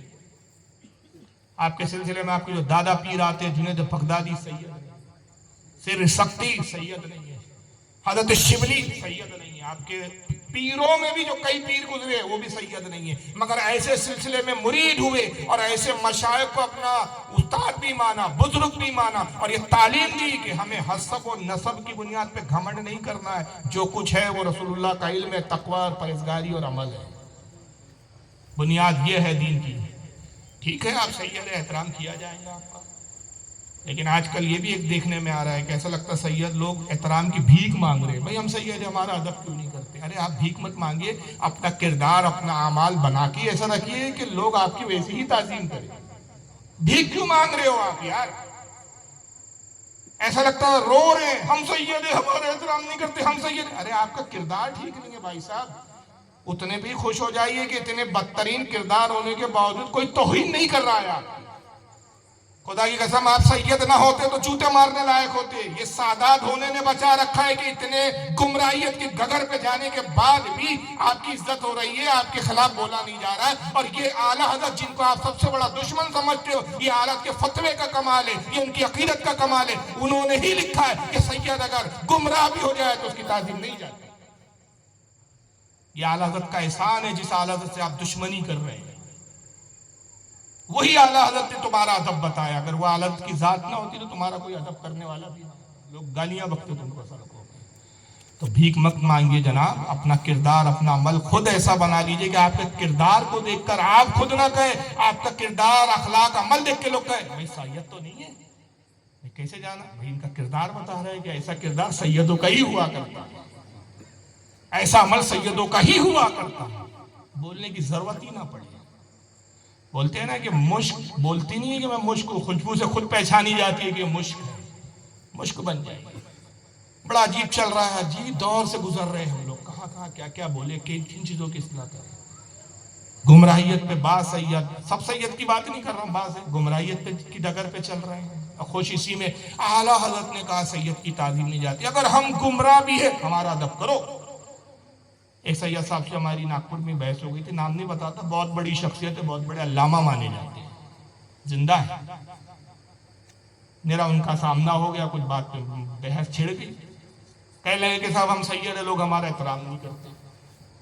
فتح رضویہ کھولی کارے کو اعلیٰ حضرت نے لکھا ہے کہ صاحب سید اگر گمراہ بھی ہو جائے اور اس کی اگر بد مذہبیت حد کفر تک نہ ہو تب بھی اس کی تعظیم کرنا ہے. تو اعلیٰ حضرت نے لکھا ہے. اچھا یہی اعلیٰ حضرت یاد آتے ان کو, باقی معاملوں میں نہیں آتے. دو ہی موقع پہ آج کل اعلیٰ حضرت یاد آ رہے ہیں بہت سارے سادات کو. کچھ سادات کی بات کر رہا ہوں ویسا بری, ورنہ بہت سے سادات تو وہ ہے کہ اعلیٰ حضرت کا ادب کرتے ہیں, محبت کرتے ہیں. خود اعلیٰ حضرت کے پیر و مرشد, ان کے تو محبت کا یہ عالم تھا. وہ خود فرماتے ہیں کہ بروز قیامت مجھ سے اللہ پوچھے اے شاہ آل رسول تو میرے لیے کیا لایا دنیا سے, تو میں احمد رضا کو پیش کروں. پروردگار یہ لایا. یہ محبت کا اظہار تھا. تو کہنے لگے کہ اعلیٰ حضرت, دو ہی موقع میں اعلیٰ یاد آتے. ایک تو یہاں آتے ہیں صاحب کہ اعلیٰ حضرت نے فتویٰ دیا, دوسرا وہ ایک شعر, تیری نسل پاک میں ہے بچہ بچہ نور کا, تو ہے عین نور, تیرا سارا گھرانہ نور کا. باقی پھر کہیں اعلیٰ حضرت نہیں چلتے. یہ سب سے بڑے دشمن اعلیٰ حضرت. ہم مسلک اعلیٰ حضرت نہیں مانتے, ہم یہ نہیں مانتے, ہم وہ نہیں مانتے. ارے بھائی آپ سے منوا بھی کون رہا ہے بھیا, آپ کی مرضی, مانو مت مانو. جو مانے گا وہ خوش بخت ہے, جو نہیں مانے گا وہ بدبخت ہے. نصیبے کی بات ہے. پہلے اعلیٰ حضرت نے لکھا ہے کہ سید بد مذہب بھی ہو جائے تو تعظیم نہیں جاتی. تو پھر بھی لوگ ہماری تعظیم کیوں نہیں کرتے؟ میں نے کہا جو نہیں کرتے وہ غلطی کرتے ہیں, کرنا چاہیے, اعلیٰ کے فتوے میں عمل ہونا چاہیے, لیکن اس فتوے کا مطلب ہی آپ غلط لے رہے حضرت. اعلیٰ حضرت نے یہ ضرور لکھا ہے کہ سید گمراہ بھی ہو جائے تو تعظیم نہیں جاتی. تو یہ تو ہم جیسوں کے لیے لکھا ہے کہ دیکھو اگر کوئی سید ایسا مل جائے کہ جو گمراہ بھی ہو, تم تعظیم کرنا کہ رسول سے خون کا تعلق ہے. مگر یہ کہا لکھا سید صاحب گمراہ ہو جاؤ تو گمراہ ہے یہ تو ماننا, مگر توبہ نہ کرنا, اور اسی گمراہیت پہ اڑ کے بیٹھے رہنا کہ بھئی تعظیم تو ہو رہی ہے ہماری, ہم توبہ کیوں کریں گے. تو یہ کہا لکھا اعلیٰ حضرت. بھائی اگر گمراہ ہو گئے ہو اور احساس ہے کہ ہم گمراہ ہو گئے تو فوراً توبہ کر لو نا بھائی. توبہ کر کے اچھے مسلمان بھی بن جاؤ. گمراہ سید رہنے میں کون سا فائدہ ہے, اچھے سید بن کے رہو. لیکن یہاں صبر و تحمل کر کے غوث اعظم نے تعلیم دی. غیر سادات اساتذہ کے بارگاہ میں ذہانت ادب کر کے بتایا کہ دین رسول کے حصول کے لیے حسب و نسب نہیں دیکھے جائیں گے. علم رسول اللہ کی وراثت ہے, وہ وراثت جہاں سے مل جائے اس کو حاصل کیا جائے. وہاں یہ نہیں تھا کہ صاحب ہم تو پڑے ہوئے ہیں, ہم در والے ہیں, تم گھر والے ہو. یہ بھی چل رہا ہے, گھر والے در والے, کہاں سے لفظ لا رہے پتہ نہیں کون سی کھوپڑی میں آ رہے. اور در والے, ہم گھر والے. غوث پاک نے در والوں سے علم حاصل کیا. در والوں سے علم حاصل کرنے کے لیے گھر والوں کو چھوڑ کر آئے. در والوں سے علم حاصل کیا. تو یہ سب جہالت کی باتیں ہیں. ایسے لوگوں سے ہم کو بچنے کی ضرورت ہے. اور پھر یہی نہیں, وہ دور آیا سرکار غوث اعظم کا کہ حضرت ابو سعید مبارک نے کہا عبد القادر اب تو میری مسجد پہ خود درس دیا اپنی مسجد پہ بٹھایا اور بطور استاد غوث اعظم نے 17 سال درس و تدریس کی خدمات کی. اسی دوران آپ نے کتابیں بھی لکھی. علماء کرام کہتے ہیں کل 17 کتابیں ہیں جو غوث اعظم نے لکھی، جس میں مشہور و معروف کتابوں میں آپ کی فتح الغیب، منید الطالبین، فتح الربانی، سر الاسرار، تفسیر جیلانی، قرآن کی تفسیر 30 جلدوں میں تھی تفسیر. میں نے بڑی کوشش کی، مجھے اوریجنل تو حاصل نہیں ہوا، البتہ پی ڈی ایف میں مل گئی ہے مجھے. میرے پاس پی ڈی ایف میں 30 جلدوں میں تفسیر جیلانی، غوث پاک قرآن کی تفسیر لکھی. ایک دو کتابیں یہاں رکھی ہوئی ہے اتفاق سے، کنز الطالبین رکھی ہے، شرح فتح الغیب رکھی ہوئی ہے. یہ غوث اعظم کی کتاب ہے. تصنیف و تعلیف کا بھی کام ہے، اور یہ تعلیم دی کہ صاحب دین کتابوں سے ہی حاصل کیا جاتا ہے، یہ ہوائی باتوں سے نہیں کہ صاحب ہم نے تو عرش اعظم سے ہم دیکھتے ہیں. نہیں صاحب، اتنی نگاہ مت دوڑائیے، اتنی تکلیف مت کیجیے، یہاں پہ نگاہ دوڑائیے.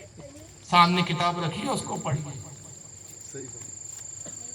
اور اس کے بعد پھر ایک وقتیہ آیا کہ سرکار صلی اللہ علیہ وسلم خواب میں تشریف لائے اور کہا عبد القادر درس تو دیتے ہو، درس و تصنیف و تعلیف کا بھی کام ہے، میں چاہتا ہوں کہ اب عوام کی بھی اصلاح کرو، اور عوام کی اصلاح یہ ہے کہ وعظ و تقریر کرو، خطاب کرو عوام کے درمیان، بیان کیا کرو. عرض کیا کہ حضور میں عجمی ہوں، فارس کا رہنے والا ہوں، میری مادری زبان فارسی ہے، یہ عراق کے لوگ ہیں، عربی پر مہارت رکھتے ہیں، یہ عربی لوگ ہیں، ان کی عربی مجھ سے بہت اچھی اور عمدہ ہے. مجھے ہچکچاہٹ ہوتی ہے، ڈر لگتا ہے کہ ان کے سامنے میں جب عربی میں خطاب کروں گا یہ میری عربی پہ گرفت کریں گے، غلطیاں نکالیں گے میری زبان پہ، اس لیے میں ہمت نہیں پاتا ہوں. کہا عبد القادر منہ کھولو. سرکار غوث اعظم نے اپنے دہن کو کھولا، رسول اللہ نے اپنا لعاب دہن عطا فرمایا. پھر ایک بار دیا، 2 بار دیا، 7 مرتبہ لعاب دہن عطا کیا. عبد القادر لو، اب ہماری بارگاہ سے تمہیں فیض مل گیا، فصاحت و بلاغت سب کچھ ہم نے تمہیں عطا کیا. وہ زبان سے لعاب دیا جس کے بارے میں حالت کہتے ہیں تیرے آگے یوں لچے دبے فصحاء عرب کے بڑے بڑے، یوں جانیے کہ منہ میں زبان ہی نہیں بلکہ جسم میں جان ہے. مگر آپ جب بیدار ہوئے فرماتے ہیں کہ رسول اللہ کے لعاب کی مٹھاس میرے منہ میں محسوس ہو رہی تھی، مگر پھر بھی آپ ہمت نہیں کر پا رہے، ہچکچاہٹ تھی، پش و پیش تھا. ایک لمحے خیال آتا کہ خطاب کرنا چاہیے، پھر دوسرے لمحے آپ ہمت نہیں جٹا پاتے. دوسرے دن مولا علی تشریف لائے، کہا کہ شہزادے کیا رسول اللہ کا حکم کافی نہ تھا کہ مجھے آنا پڑا؟ عرض کیا کہ اے میرے جد کریم، رسول اللہ کا حکم سر آنکھوں پر، لیکن کیا کروں کہ مجھ میں ایک اعتماد نہیں ہے، ہمت نہیں آتی. کہا رسول اللہ کی بارگاہ سے تمہیں فصاحت و بلاغت ملی، میری بارگاہ سے شجاعت و ہمت لے لو. شہزادے دہن کھولو، منہ کھولا. مولا علی نے اپنا لعاب دیا اور 6 مرتبہ عطا کیا اور رک گئے. آپ عرض کرتے کہ اے میرے جد کریم، سرکار نے تو 7 مرتبہ اپنا لعاب دیا تھا، آپ 6 بار کیوں دے کر رک گئے؟ آپ بھی ایک بار اور دیجئے تاکہ 7 کا عدد پورا. فرمایا صاحبزادے وہ رسول اللہ کا عدد تھا 7، عدد میں 7 بار سرکار نے دیا، میں سرکار کا غلام ہوں، حضور سے برابری کیسے کر سکتا ہوں؟ لہذا میں نے 6 بار دیا. جب مولا علی نے بھی لعاب دیا، اب ہمت بھی آئی. آپ صبح بیدار ہوئے، اعلان کیا کہ آج میں خطاب کروں. خانقاہ سے ہی خطاب شروع ہوا، جو حضرت ابو سعید مبارک آپ کے پیر و مرشد کی خانقاہ تھی، جو آپ حضرت پیر و مرشد نے آپ کو سونپ دی. جب خطاب شروع ہوا، فصیح و بلیغ خطاب تھا، دلوں پر ایسی تاثر قائم ہوئے کہ کچھ ہی دیر میں، کچھ ہی عرصے میں چرچا ہوا. اب دور دراز سے حضرت غوث پاک کا خطاب سننے کے لیے لوگ آنے لگے. جگہ تنگ ہو گئی، خانقاہ تنگ ہو گئی، خانقاہ پر ہو جاتی، مجمع باہر تک ہوتا، مگر اس کے باوجود بھی مجمع قابو سے باہر. لوگوں نے کہا عبد القادر یہ خانقاہ چھوٹی ہو گئی ہے، ہماری گزارش ہے، خواہش ہے کہ آپ بغداد کی جامع مسجد میں جو ہے تقریر فرمائیں. آپ نے اس بات کو قبول کیا. اعلان ہوا کہ اب عبد القادر جیلانی کا خطاب بغداد کی جامع مسجد میں ہوا. اور اسی وقت وہ منظر آیا جس کے بارے میں مسلسل تواتر کے ساتھ بزرگان دین کی پیشن گوئی آ رہی. اور یہ پیشن گوئیاں بہت زمانے سے تھی. یہ صرف پیر و مرشد نے ہی پیشن گوئی نہیں کی تھی کہ ایک دور وہ آئیں گا کہ تمام اولیاء اللہ کی گردنوں پر قدم یہ اعلان کریں گے. کئی بزرگان دین نے کی تھی. انہی میں ایک بزرگ کا ایک واقعہ یہ بھی ہے کہ جس وقت آپ پڑھتے تھے آپ کا ایک ساتھی ہوا کرتا تھا, حضرت ابو سعید مبارک مخزومی کی ہی شاگردوں میں شامل تھا. اس کا نام تھا ابن سقا, اور سرکار غوث اعظم کا ساتھی تھا. بڑا ذہین تھا ابن سقا, بڑا دانشور تھا.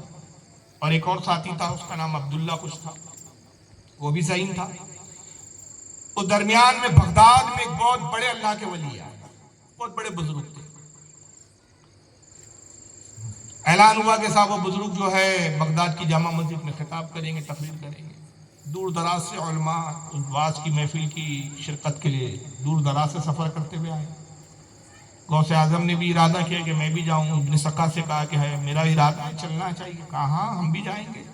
لیکن عبد القادر, بڑا چرچا سنا ہے اس بزرگ کا, اور لوگ کہتے ہیں کہ بہت بڑے اللہ کے ولی ہے, بزرگ ہے. تو میں نے کچھ سوالات تیار کیے ہیں اور ارادہ یہ ہے کہ میں وہ سوال اس کی بارگاہ میں جا کے کروں گا. اگر وہ جواب دے دیں تو میں مان لوں گا کہ واقعی اللہ کے ولی ہے.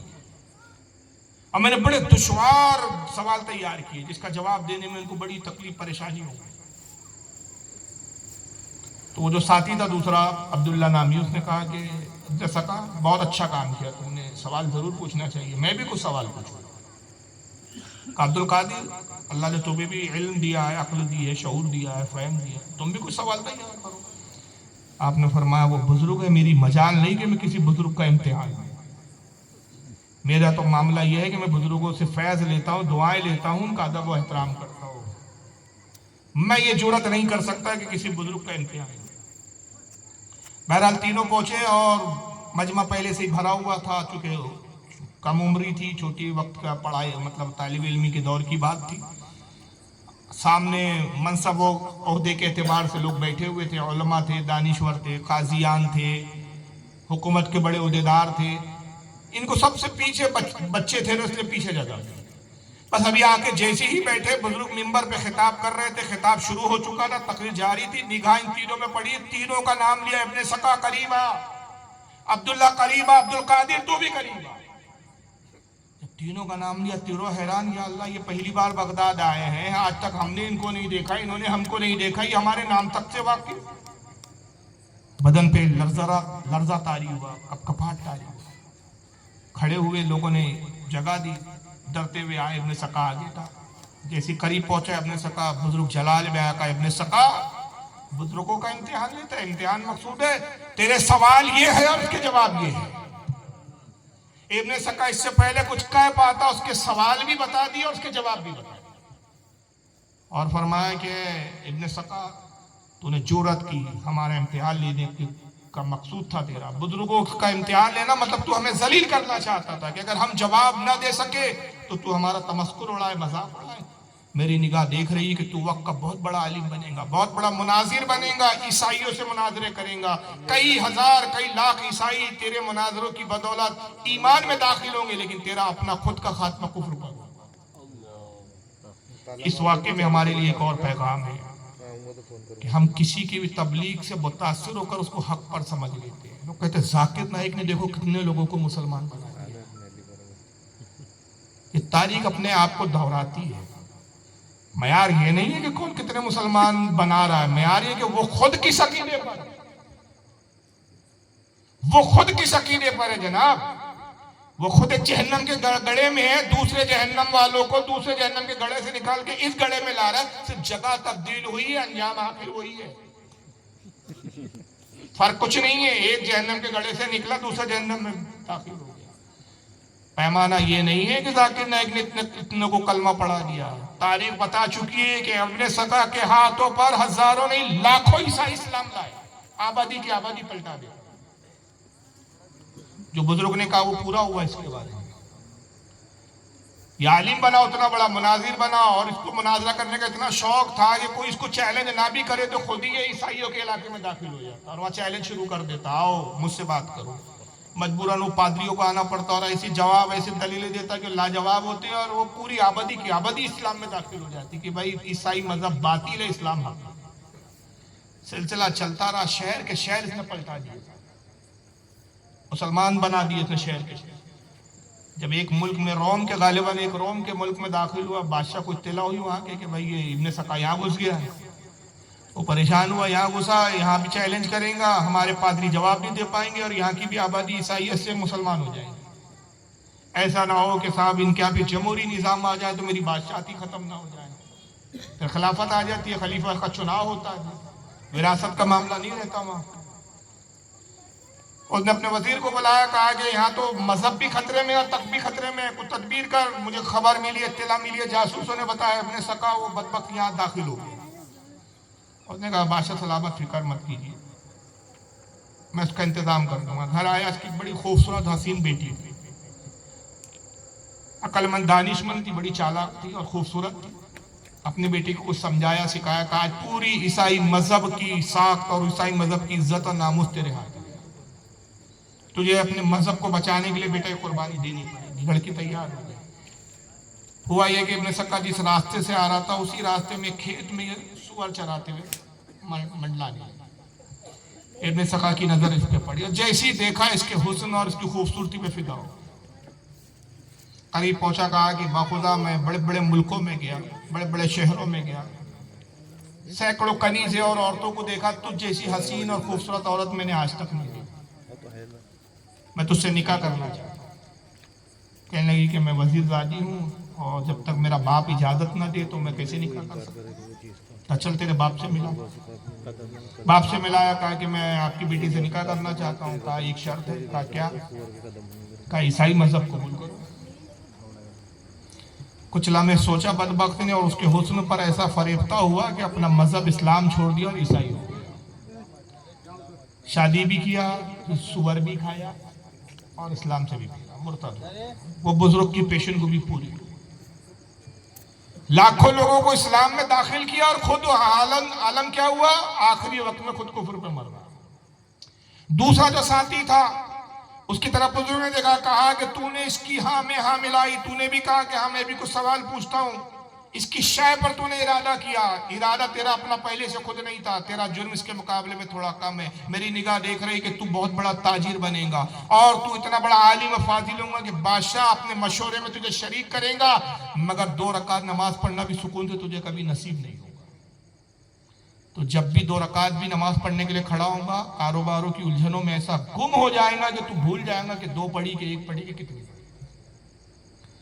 عبداللہ کہتا ہے کہ میرے ساتھ یہی ہوا کہ بزرگ کی وہ بددعا میرا پیچھا کر رہی ہے کہ میں تاجر بھی ہوں. آج اس وقت وہ بیان کر رہا ہے, میں تاجر بھی ہوں, بادشاہ اپنے مشورے میں مجھے شامل بھی کرتا ہے, میری رائے کو پسند بھی کرتا ہے, لیکن جب بھی میں نماز کے لیے کھڑا ہوتا ہوں, آج تک باخدا میں نے ایسی کوئی نماز ہی نہیں پڑھی جس میں اطمینان قلب حاصل ہو. جب بھی پڑھتا ہوں تو وسوسوں کا میں شکار ہو جاتا ہوں اور بھول جاتا ہوں کتنی رکعتیں.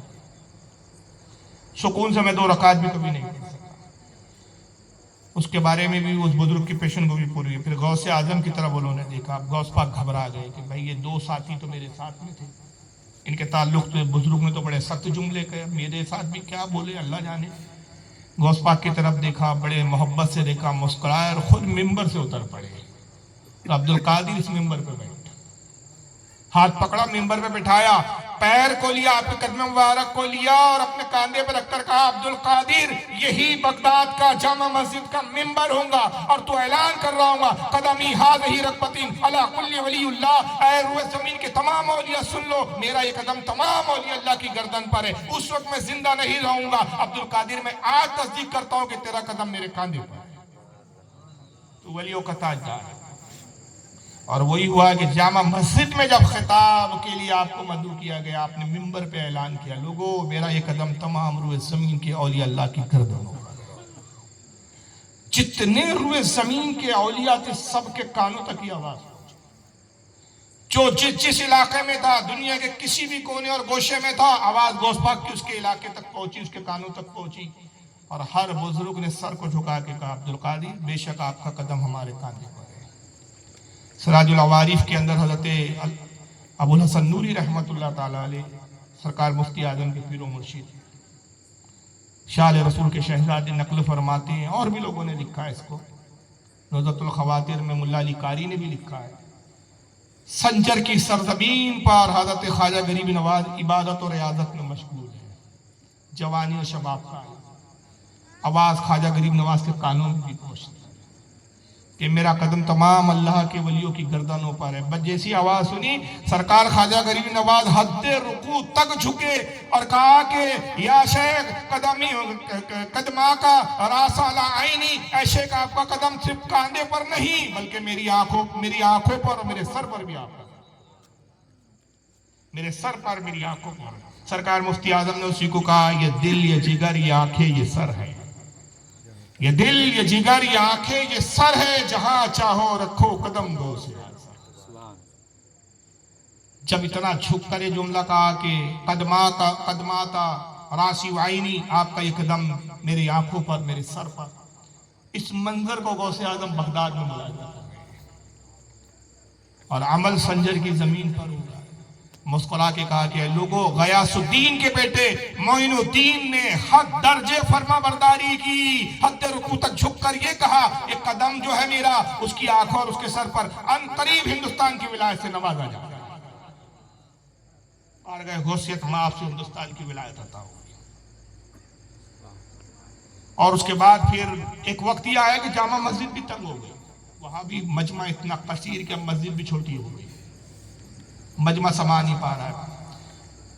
फिर तय ये पाया कि आपकी जो बज़्म है, आपकी जो महफिल है, शहर के बाहर एक जंगल में दरख्तों को काट के एक वसी मैदान तब्दील किया जाए, एक जंगलात के कुछ हिस्से को, और उस मैदान में आपका खिताब, और वहाँ खिताब होता था। और उलमा ने लिखा कि आपके खिताब में एक वक्त में तकरीबन 72,000 लोग शरीक होते थे। और खिताब क्या होता था, सैकड़ों लोग तौबा करते थे और रसूलुल्लाह सल्लल्लाहु अलैहि वसल्लम की शरीयत को आम किया जाता, और ऐसी ऐसी करामतों का ज़हूर होता कि जो आज पढ़ो तो अक्ल को हैरान कर देते। इन करामतों में से एक करामत मुल्ला अली कारी नकल फरमाते हैं, सरकार गौसे आजम खिताब फरमा रहे, मेराज पर खिताब फरमा रहे। लोगों, मेरे नबी जब मेराज पर तशरीफ ले गए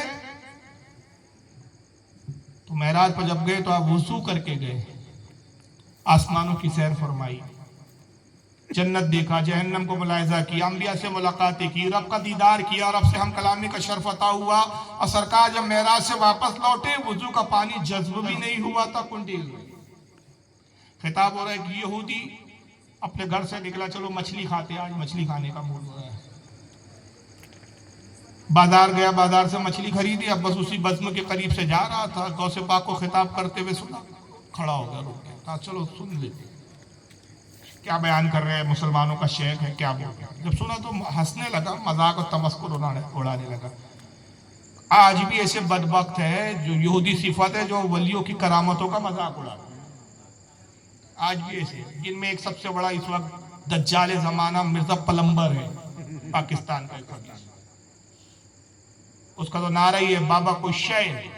मैं कहता हूं तेरा बाप कोई शय नहीं,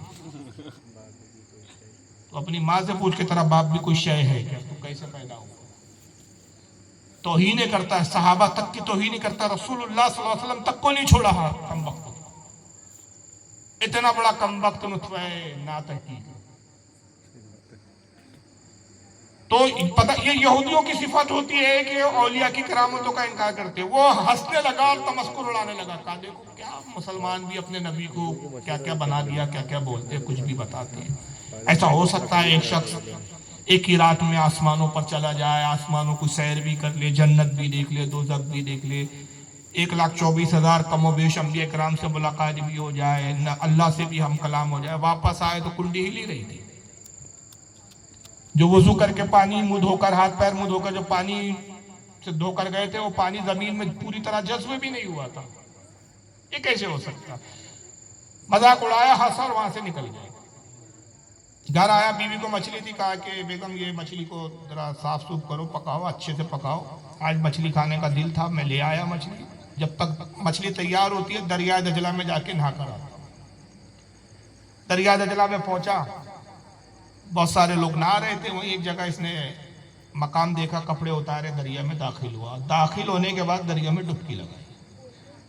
डुबकी लगाई और जब बाहर उभरा तो हैरत ज़दा हो गया कि पूरा वजूद बदल चुका था। डुबकी लगाई थी तो मर्द था, बाहर निकला था औरत बन गया। पूरे जिस्म के आज़ा औरतों की तरह। हैरान, या अल्लाह ये क्या हुआ, मैं ये मेरा जिस्म और मेरी साख्त औरत में कैसे तब्दील, मेरे हाथ औरतों की तरह हो गए, सीना औरतों की तरह हो गया, सब कुछ औरतों की तरह।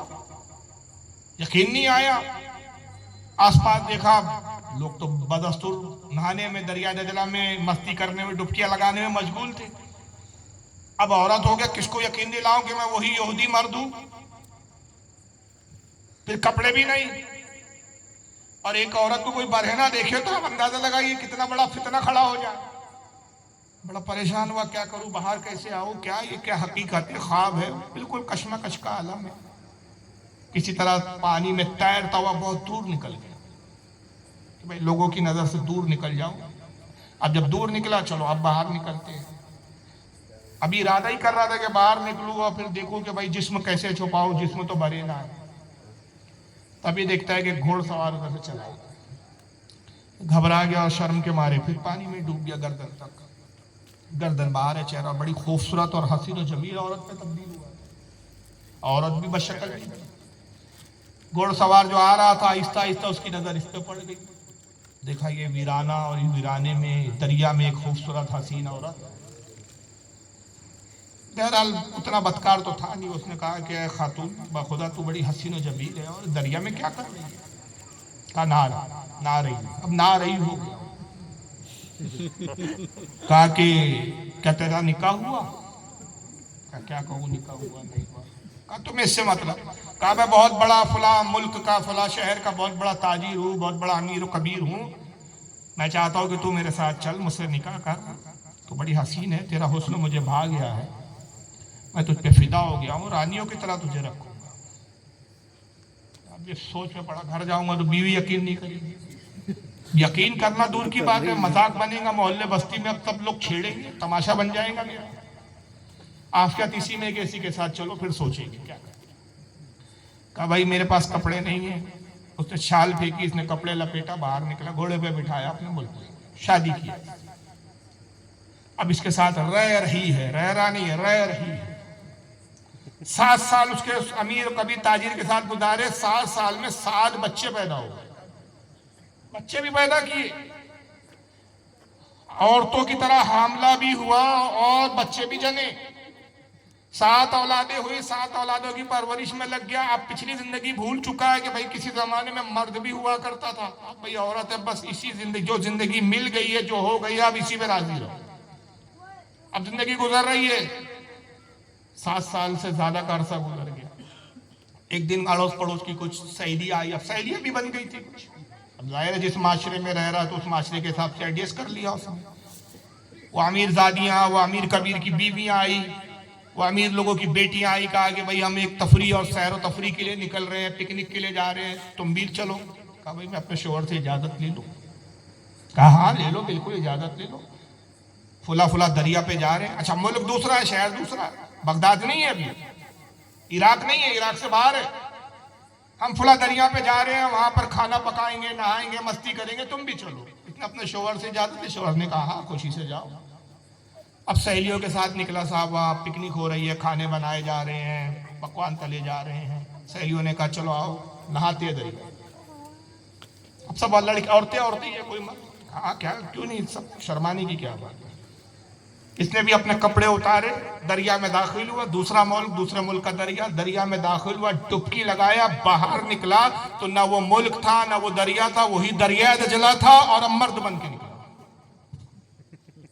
अब मर्द था, वही माहौल, वही लोग नहा रहे हैं, बिल्कुल कोई माहौल में तब्दीली नहीं।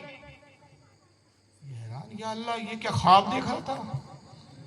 क्या इतना तवील ख्वाब भी हो सकता है? और क्या ख्वाब पानी में रहकर कोई देख भी सकता है? पानी में नींद कैसे लगेगी? नींद लग जाए तो ये 7 साल 8 साल का अरसा कैसे गुजरा? इतना लंबा तवील ख्वाब कैसे देखा जा सकता है? हैरान और परेशान को समझ में नहीं आ रहा। अपने गालों को मारता है, बदन को मारता है कि मैं होश में तो हूं, मेरा दिमाग तो चल रहा नहीं गया। बाहर निकला, कोई मामूल के मुताबिक सब चल रहा है, किसी ने कोई इस पे खास ना तवज्जो दे रहा है ना कोई हैरानगी का इजहार कर रहा है। बाजार से गुजरा, बाजार वैसी भरा हुआ है। घर आया तो बेगम मछली छिल रही गई थी। अभी तो गए थे दरिया दजला में नहा के आता हूं, इतने जल्दी आ गए? अभी तो मछली मैंने तैयार भी नहीं की। एक वक्त तेरी मछली रहने दे, मैं भी आता हूँ। دوڑتے ہوئے گیا غوث اعظم کی اسی محفل کی طرف جہاں غوث اعظم خطاب کر رہے تھے. دیکھ رہا ہے وہی محفل سجی ہے, وہی سامعین ہے, وہی ممبر ہے, اور غوث اعظم کہتے اب یقین ہو گیا میرے نبی کی معراج پر. نعرہ رسالت, نعرہ تکبیر, نعرہ رسالت, علماء اہل سنت. یہ حیران و پریشان کہ میری زندگی کے 8 سال کا چلے. دوڑتا ہوا گیا غوث اعظم کے قدموں میں لپٹ گیا. سرکار میں کلمہ پڑھ کے مسلمان ہوتا ہوں, یقیناً آپ کے نبی کا معجزہ حق ہے, آپ کا دین حق. تو کہا گئے تو پتہ چلا کہ غوث اعظم کو رب نے وہ بھی اختیار دیا تھا کہ زمانے کی نفس کو بھی روک لے. زمانہ روک دیا تھا, وقت ٹھہر گیا تھا, اور یہ اتنا طویل عرصہ گزر گیا. لیکن ایسا لگا کہ ایک لمحہ. اور صرف یہ نہیں, حضرت شیخ علی حیتمی رحمۃ اللہ علیہ آپ کے مرید خاص میں ہیں, آپ کے عقیدت مند اور آپ کے مرید بھی ہے, آپ کے شاگرد بھی ہے. وہ فرماتے ہیں کہ رات کا وقت تھا, میں حضرت کی خانقاہ میں موجود تھا, اچانک سرکار تشریف لائے, کہا کہ علی حیتمی میرے ساتھ چلو. ہاتھ پکڑا, چلے. فرماتے ابھی 2 قدم ہی چلے تھے کہ بغداد ختم ہو گیا, جنگل شروع ہو گیا. میں حیران, یا اللہ, بغداد تو بہت بڑا وسیع شہر ہے, رات کا وقت ہے, چراغ جل رہے تھے لوگوں کے گھروں میں, لیکن یہ اچانک اندھیرا سب جنگل آ گیا. اتنی جلدی بغداد کیسے ختم ہوا؟ کہتے ابھی میں سوچ ہی رہا تھا کہ ابھی 2-4 قدم نہیں چلے تھے کہ جنگل ختم ہو گیا. پھر میں حیران ہو گیا کہ جنگل تو بڑا وسیع ہے, بغداد کے بعد جو جنگل شروع ہوتا ہے وہ بھی بڑا طویل ہے. اتنی جلدی جنگل ختم ہو گیا؟ ریگستان کا کچھ حصہ, چند قدم چلے اور ریگستان کا حصہ ختم ہو گیا, ایک نئی آبادی آ گئی. فرماتے آبادیاں آتی رہی, چند قدم ہم چلتے تھے, آبادیاں نگاہوں سے اجھل ہو جاتی تھی. تھوڑے دیر کے بعد ایک جگہ ہم داخل ہوئے, دیکھا کہ کچھ لوگ ہیں, جنازہ رکھا ہوا ہے اور انتظار میں, معلوم ہوتا ہے کسی کا انتظار ہو رہا ہے. شیخ آئے, شیخ نے کسی سے کچھ نہیں کہا, مصلی امامت پہ تشریف لائے, تکبیر پکاری, نماز جنازہ شروع ہو. جتنے لوگ انتظار میں تھے سب نے خاموشی کے ساتھ نماز جنازہ پڑھی. جنازہ ختم ہوا, قبر کھودی گئی. شیخ نے اپنے ہاتھ سے جو میت تھی, جو مرحوم تھے, ان کی قبر میں رکھا, دعائے مغفرت کی. باہر آئے, پھر لوگ وہ جو ساتھ میں جو انتظار کر رہے تھے, کچھ لوگ تو انہوں نے کہا سرکار اب ہمارا سردار کون, اب ہم پر حاکم کون ہے؟ کہا انتظار کرو, خضر تمہارے سردار کو لاتی ہو. فرماتے کہ بس ابھی کچھ لمحے گزرے تھے کہ ہم نے دیکھا خضر علیہ السلام لائے ایک شخص کو جو نشے کی حالت میں دھت تھا, پیر لڑکھڑا رہے تھے, فل نشے میں. شیخ نے قریب بلایا, کہا خضر تمہیں یہی ملا؟ کہا سرکار بس یہی ملا اور کوئی نہیں ملا, رات کا وقت ہے, جو ملا میں پہلا جو فرد ملا اسی کو لے آیا, یہ نشے میں دھت تھا, یہی ملا اسی لایا. کہا خیر کوئی حل نہیں. آپ قریب گئے, اس کے سینے پہ ہاتھ رکھا, نشہ کافور ہو گیا. دوسری بار سینے سے لگایا, فرمایا کہ جا آج سے ہم نے تجھے ان کا سردار کیا. اس نے بھی غوث اعظم کے ہاتھ وغیرہ چوما, آپ نے خلافت دی, وہیں بیعت کیا, خلافت دی. علی حیتمی فرماتے میرا ہاتھ پکڑا, چند قدم چلے, پھر وہی صحرا تھا, پھر وہی جنگل تھا, پھر وہی کچھ آبادیاں تھی, اور اس کے بعد ہم بغداد میں آپ کے حجرے میں تھے. میں نے کہا قربان جاؤ سرکار, یہ کیا معاملہ تھا؟ کہا جانتے ہو ہم کہاں تھے؟ آپ نے ایک ملک کا جب نام بتایا تو وہ حیران ہو گئے. علی حیتمی کہتے حضور اس ملک پہ اگر سفر کرنے کے لیے آدمی گھوڑے اور اونٹ پہ نکلے تو 15 دن لگ جائے, کیا ہم نے 15 دن کا سفر گئے بھی آ بھی گئے؟ کہا علی حیتمی یہ 30 دن کا سفر تھا جو تو نے چند لمحوں میں طے کیا, اور وہ جو تو نے دیکھا جنازہ وہ ابدال کے سردار کا جنازہ تھا, وہ سارے ابدال تھے, اور جو وہ نشے میں جس شخص کو خضر لائے میں نے اس کو توبہ کروائی, تائب کیا, ولایت عطا کی, اور ان ابدالوں کا سردار بنا. کہا سرکار یہ 30 دن کا سفر کیسے طے ہوا؟ کہا علی حیتمی تو جانتا نہیں, اللہ نے زمین کو ہمارے لیے سمیٹ دیا, زمین ہمارے لیے اپنی تنابوں کو کھینچ لیتی ہے, سمیٹ لیتی. تو زمینوں کی تنابوں کو کم کر دینا غوث اعظم کے لیے کوئی بڑی بات نہیں. حضرت ایک بزرگ فرماتے ہیں, نام ابھی ذہن بھی نہیں آ رہا ہے, تاجر تھے کپڑے کے, کہتے ہیں میں شیخ عبد القادر جیلانی سے ملنے آیا, تو ملاقات ہوئی تو اذان ہو رہی تھی. آپ نے کہا چلو پہلے نماز پڑھ لیتے پھر ملاقات اچھے سے ہو. کہا جی سر. چلے تو راستے میں بہت لوگ اپنے اپنے کاموں میں تھے, مسجد کی طرف جا رہے تھے. کہتے نہ کوئی شیخ کو سلام کر رہا تھا، نہ کوئی مسافہ کر رہا تھا، کوئی پوچھ بھی نہیں رہا۔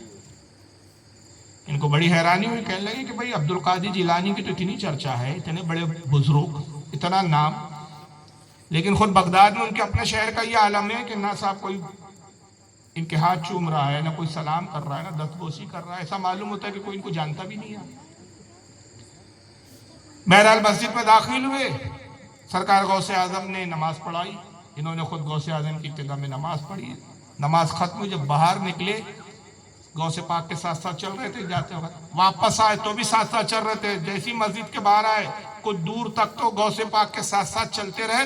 اب بھیڑ آنا شروع ہوئی، ہر کوئی غوث اعظم کو سلام کرتا ہے، دستبوسی کرتا ہے، قدم بوسی کرتا ہے، بھیڑ آتے رہی اور بھیڑ ان کو پیچھے ڈھکیلتے رہی، اتنا ڈھکیلا کہ بہت دور ہو گئے۔ بھیڑ کی وجہ سے غوث اعظم تو اتنے دور ہو گئے کہ اب غوث پاک ان کی نگاہوں میں نظر بھی نہیں آ رہے، بھیڑ کا ہی حال ہے۔ اور لوگ غوث اعظم کی دستبوسی کر رہے ہیں، قدم بوسی کر رہے ہیں، سلام کر رہے ہیں، مسافے کر رہے ہیں۔ دل میں خیال کیا وہ پہلی والی صورت بہتر تھی، کم سے کم سرکار کے ساتھ چلنے کا تو موقع مل رہا تھا۔ اب یہ صورت تو یہ ہے کہ اتنے دور ہو گئے کہ نظر بھی نہیں آ رہے۔ کہتے بس جیسی دل میں خیال ہے بھیڑ چھٹنا شروع، یہ قریب ہوتے گئے غوث پاک تک۔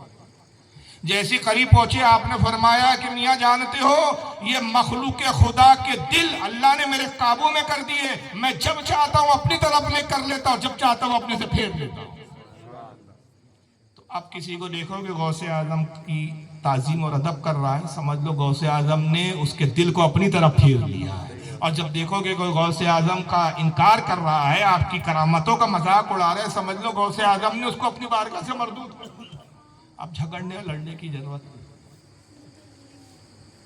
لیکن جہاں تک تعلیمات کا معاملہ ہے، کیونکہ موضوع تعلیم ہے، کرامت تو ایک مستقل موضوع ہے اور یہ اتنا وسیع موضوع ہے کہ ابن تیمیہ جو بڑا متشدد قسم کا وہابیوں کا سب سے بڑا علامہ مانا جاتا ہے، مجموع الفتاوی اس کی کتاب ہے، اس کے اندر اس کو بھی اقرار کرنا پڑا۔ اس نے لکھا کہ شیخ عبد القادر جیلانی کی جس قدر تواتر کے ساتھ کرامات ہے، اتنی کرامت کسی ولی کی نہیں۔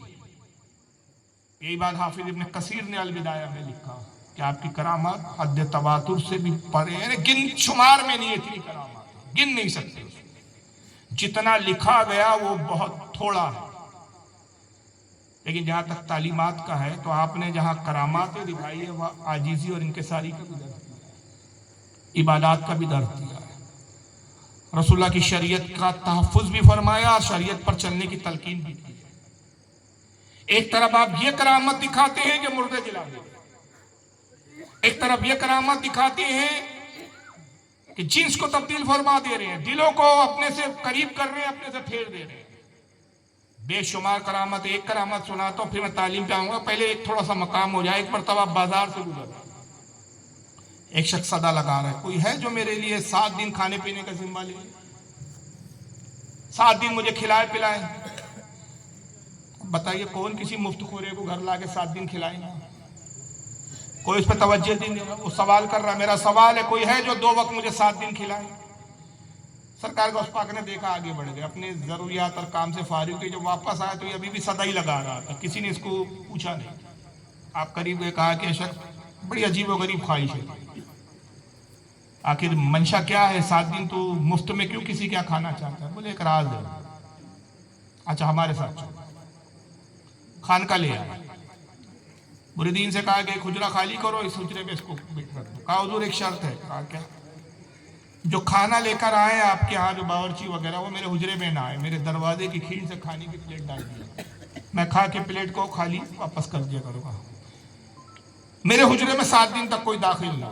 اچھا ٹھیک ہے چلو، جو تیری خواہش۔ کہا کہ مگر یہ تو بتا کہ تو آخر یہ 7 دن حجرے میں کرنا کیا چاہتا ہے؟ کہا حضور میں نے کہا نا یہ راز ہے۔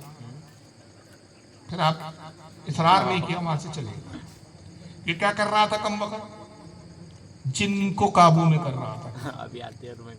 7 دن کا عمل تھا جن کو قابو کرنے کا۔ اب وہ خادم کو حکم ہو گیا، خادم جو ہے کھانا والا جو باورچی تھا وہ آپ کی خانقاہ کا، وہ کھانے کی پلیٹ دروازے کی کھین سے کھسکا دیتا، یہ کھاتا پیتا، وہ خالی پلیٹ کھسکا دیتا۔ 7 دن تک کوئی حجرے میں داخل نہیں ہوا اور یہ حجرے میں بیٹھ کے عمل میں مشغول ہے، عمل کرتا ہے۔ 7واں دن آیا جب اس کے عمل کا آخری اینڈ تھا، بس یہ اب کامیاب ہونے کی کگار پر، قریب ہے کامیابی کے۔ जिन्नातों की एक फौज आई, डराना शुरू किया। ये बैठा मजबूत, एसार कायम करके बैठा मजबूत। जिन्होंने डराना शुरू किया, भयानक शक्लें लेकर आ रहे, आग के शोले फेंक रहे, डर नहीं रहा, अपने वज़ाइफ में मशगूल है। जिन्होंने देखा कि डर नहीं रहा है, हमारा कोई हरबा काम नहीं कर रहा, तो आखिर जिन्होंने बड़ी शरीर जिन कौम होती है, उन्होंने एक नया खेल खेला इसको सब डराने के लिए। आपस में जंग शुरू कर दी, एक जिन दूसरे को मार रहा है, वो उसको मार रहा है, ये फिर भी बैठा है। तभी एक जिन ने ये किया कि एक दूसरे जिन के पेट में तलवार डाली और वो जिन गिरा, मरा, ऐसा उसको दिखाया गया। हकीकत ये सब था नहीं, और वो खून से भरी हुई, जिसमें खून टपक रहा है, वो तलवार दी और इस अंदाज में इसकी तरफ दौड़ा जैसे इसी के पेट में डालने वाला। बस एक ऐसा आया जैसे इसको महसूस हुआ कि गोया ये तलवार मेरे पेट में जा रही है। ये चीखा, जोर से घबराया और बेहोश हो गया। इतने जोर से चीखा कि आवाज सरकार गौसे आजम रज़ी अल्लाह ताला अन्हु के हुजरे तक पहुंची, और भी मुरीदीन तक पहुंची, सब इसके हुजरे की तरफ दौड़े। सरकार गौसे पाक भी उसके हुजरे के करीब तशरीफ लाए। कहा हुजरे का दरवाजा तोड़ो। दरवाजा तोड़ा गया, बेहोशी के आलम में पड़ा हुआ, होश में लाओ। होश में लाया गया, फरमाया अब बता क्या कर रहा है। बोले हुजूर अब तो अमल बर्बाद हो गया, अमल ज़ाया हो गया। कहा जो अमल कर रहा था वो मकसद पूरा नहीं हुआ, मकसद में नाकामी हो गई। कहा बता क्या कर रहा था। हुजूर बोले जिन को कब्जे में कर। कहा किस जिन को कब्जे में कर रहा था। उसने एक जिन का नाम बताया। आपने कहा जिन के बारे में कुछ जानता है। बोले हुजूर कुछ नहीं जानता, ये नाम मैंने जिन्नातों का मैं पढ़ रहा था कुछ, तो ये नाम पढ़ा, मुझे नाम बड़ा अच्छा लगा, तो मैंने इरादा किया कि इसी को गुलाम बना। का बरबक जानता है किसे गुलाम बना रहा था, ये जिन्नों का शहींशाह है। छोटे मोटे जिन को तू काबू में नहीं करना चाह रहा था, जिन का शहींशाह है। खुद कसम खुदा की, अगर तू अब्दुल कादिर के हुजरे में और उनकी खानका में ना होता, मारा जाता। अगर तू बच गया और उसे बेहोश होने तक तेरा मामला रुका रहा, ये मेरी खानका की बरकत की वजह से। और उसके बाद आपने फरमाया कि अगर तूने पहले बता दिया होता तो ये 7 दिन तुझे तकलीफ ना उठानी पड़ती। उस जिन का नाम लिया जो उसने नाम बताया, बस अभी जैसी पुकारा कुछ देर के बाद एक हवा, धुआं, मतलब एक तूफान की शक्ल में एक हवा आती है, और क्या देखते कि एक शख्स सामने खड़ा है और सलाम अर्ज करता है, हुजूर मैं हाजिर हूँ। कहा जा आज से मैंने तुझे इसका गुलाम। वो जिन का शहींशाह था, उसी वक्त उसकी गुलामी में। तो बहरहाल जिन्नातों पर भी इख्तिदार था आपका, लेकिन तालीम की जहां तक बात है, एक तरफ तो इतनी करामात है, लेकिन दूसरी तरफ क्या है कि एक शख्स करामत देखने ही आता है आपके पास, और इस इरादे से आया कि भाई मुर्दे जिला देते हैं, चोरों को अब्दाल बना देते हैं, चलो मैं भी कोई करामत अपनी आंखों से देखूं। 40 दिन गौसे आजम के यहाँ मुकीम रहा, और 40 दिन तक सरकार गौसे आजम को बगौर देखता रहा, मगर कोई करामत का इजाज़त नहीं। 40 दिन के बाद आता, कहता हुजूर इजाजत दीजिए। आपने फरमाया मियाँ कुछ दिन और ठहरते। कहा हुजूर जो मकसद से आया था वो मकसद तो पूरा हुआ नहीं। कहा क्या मकसद था। कहा हुजूर बहुत सुना है कि आप बड़े साहिब करामत है, मुर्दे जिला देते हैं, बीमारों को शिफा देते हैं, अंधों को बीना कर देते हैं, गूंगों को जबान अता कर देते हैं, चोरों को अब्दाल बना देते हैं। मैंने तो कोई करामत नहीं दी। मालूम होता है लोगों ने खामों का खुशफहमी में सब मशहूर कर रखा है। कहा तूने 40 दिन मुझे बगौर देखा। बोले हाँ हुजूर बगौर देखा। कहा ये बता क्या शरीयत के खिलाफ कोई मेरा कदम उठते हुए देखा है। कहा हुजूर फराइज तो फराइज है, सुन्नतें तो सुन्नती हैं, आप तो नवाफिल भी नहीं छोड़ते, मुस्तहबात भी नहीं छोड़ते। कहा कि मेरा हर कदम रसूलुल्लाह की शरीयत के मुताबिक उठता है, इससे बड़ी तुझे और क्या करामत मिलेगी। मेरी सबसे बड़ी करामत यह है कि मेरा हर कदम रसूलुल्लाह की शरीयत के मुताबिक। और हज़रत शेख सादी शिराजी रहमतुल्लाह ताला अलैह बहुत बड़े बुजुर्ग गुजरे, गुलिस्तान उनकी किताब है, किसी ज़माने में मदारिस में पढ़ाई जाती थी, फारसी ज़बान में, नज़्म में है। वो बयान करते हैं कि एक बहुत बड़े बुजुर्ग उस ज़माने के हैं। वो कहते हैं मैं खाने काबा गया, सर्दी के दिन थे, उम्र की गरज से गया, और तमन्ना करता रहा कि मैं खाने काबा में जाऊं और उस वक्त तवाफ़ करूं और उस वक्त खाने काबा में 2 रकात कम अज़ कम मैं नमाज पढ़ूं कि जिस वक्त मेरे अलावा काबतुल्लाह में कोई ना रहे। वो दुआ करते हैं अल्लाह एक ऐसा मौका अता कर दे कि पूरे खाने काबा में मैं तन्हा रहूं, बाकी कोई ना रहे, तेरी ज़ात और मैं। जब भी जाते खाने काबा में कोई ना कोई नजर आई, मायूस हो जाते। फरमाते एक रात बड़ी सख्त सर्दी थी, میں نے خیال کیا کہ آج اتنی سردی ہے کہ میرا گمان اور خیال ہے کہ اتنی سرد رات میں تو کوئی آج خانے کعبہ میں طواف کرنے نہیں آیا۔ کہتے آدھی رات کو میں اس سردی میں اٹھا، ہمت کی، اور سرد رات میں خانے کعبہ میں داخل ہوا تو واقعی خانے کعبہ خالی تھا۔ کہتے میں خوش ہو گیا کہ چلو آج میری وہ تمنا پوری ہو کہ آج کعبۃ اللہ میں کوئی نہیں ہے، اب میں یہاں کم از کم 2 رکعت تو ضرور پڑھ کے جاؤں۔ کہتے ابھی میں کعبۃ اللہ کے قریب آیا، حجر اسود کے قریب کھڑے ہو کر بس ابھی میں نیت ہی باندھ رہا تھا کہ میں نے کسی کے رونے کی آواز، تو میں مایوس ہو گیا کہ میری تمنا آج بھی پوری نہیں ہوئی۔ ایک ذات ضرور ہے جو کعبۃ اللہ میں موجود ہے جو رو رہی ہے۔ کہتے میں نے توجہ دی، متوجہ ہوا اس آواز کی طرف، تو دیکھا کہ ایک شخص ہے جو غلاف کعبہ میں لپٹا ہوا ہے اور رو رہا ہے، اور غلاف کعبہ میں لپٹ کے روتے وہ کہتا ہے پروردگار میں بہت گناہگار خطا کار ہوں، میں تجھ سے کچھ نہیں مانگتا، صرف یہ مانگتا ہوں کہ بروز قیامت مجھے نابینا اٹھا۔ اے اللہ میری آنکھیں نہ ہو قیامت کے دن مجھے نابینا اٹھا۔ وہ بزرگ کہتے ہیں میں بڑا حیران ہوا کہ کیسا عجیب شخص ہے، کیسی عجیب دعا ہے۔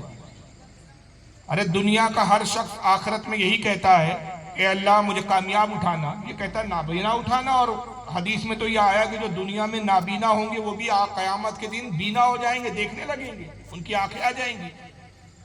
یہ دیکھتا ہے اور کہتا ہے مجھے نابینا اٹھانا۔ کہتے اس کی دعا سے مجھے بڑی حیرانی، اور اب میں نے پکا ارادہ کر لیا کہ اس شخص کو دیکھ کر ضرور جاؤں گا کہ آخر یہ ہے کون ایسی عجیب و غریب دعا کرنے والا۔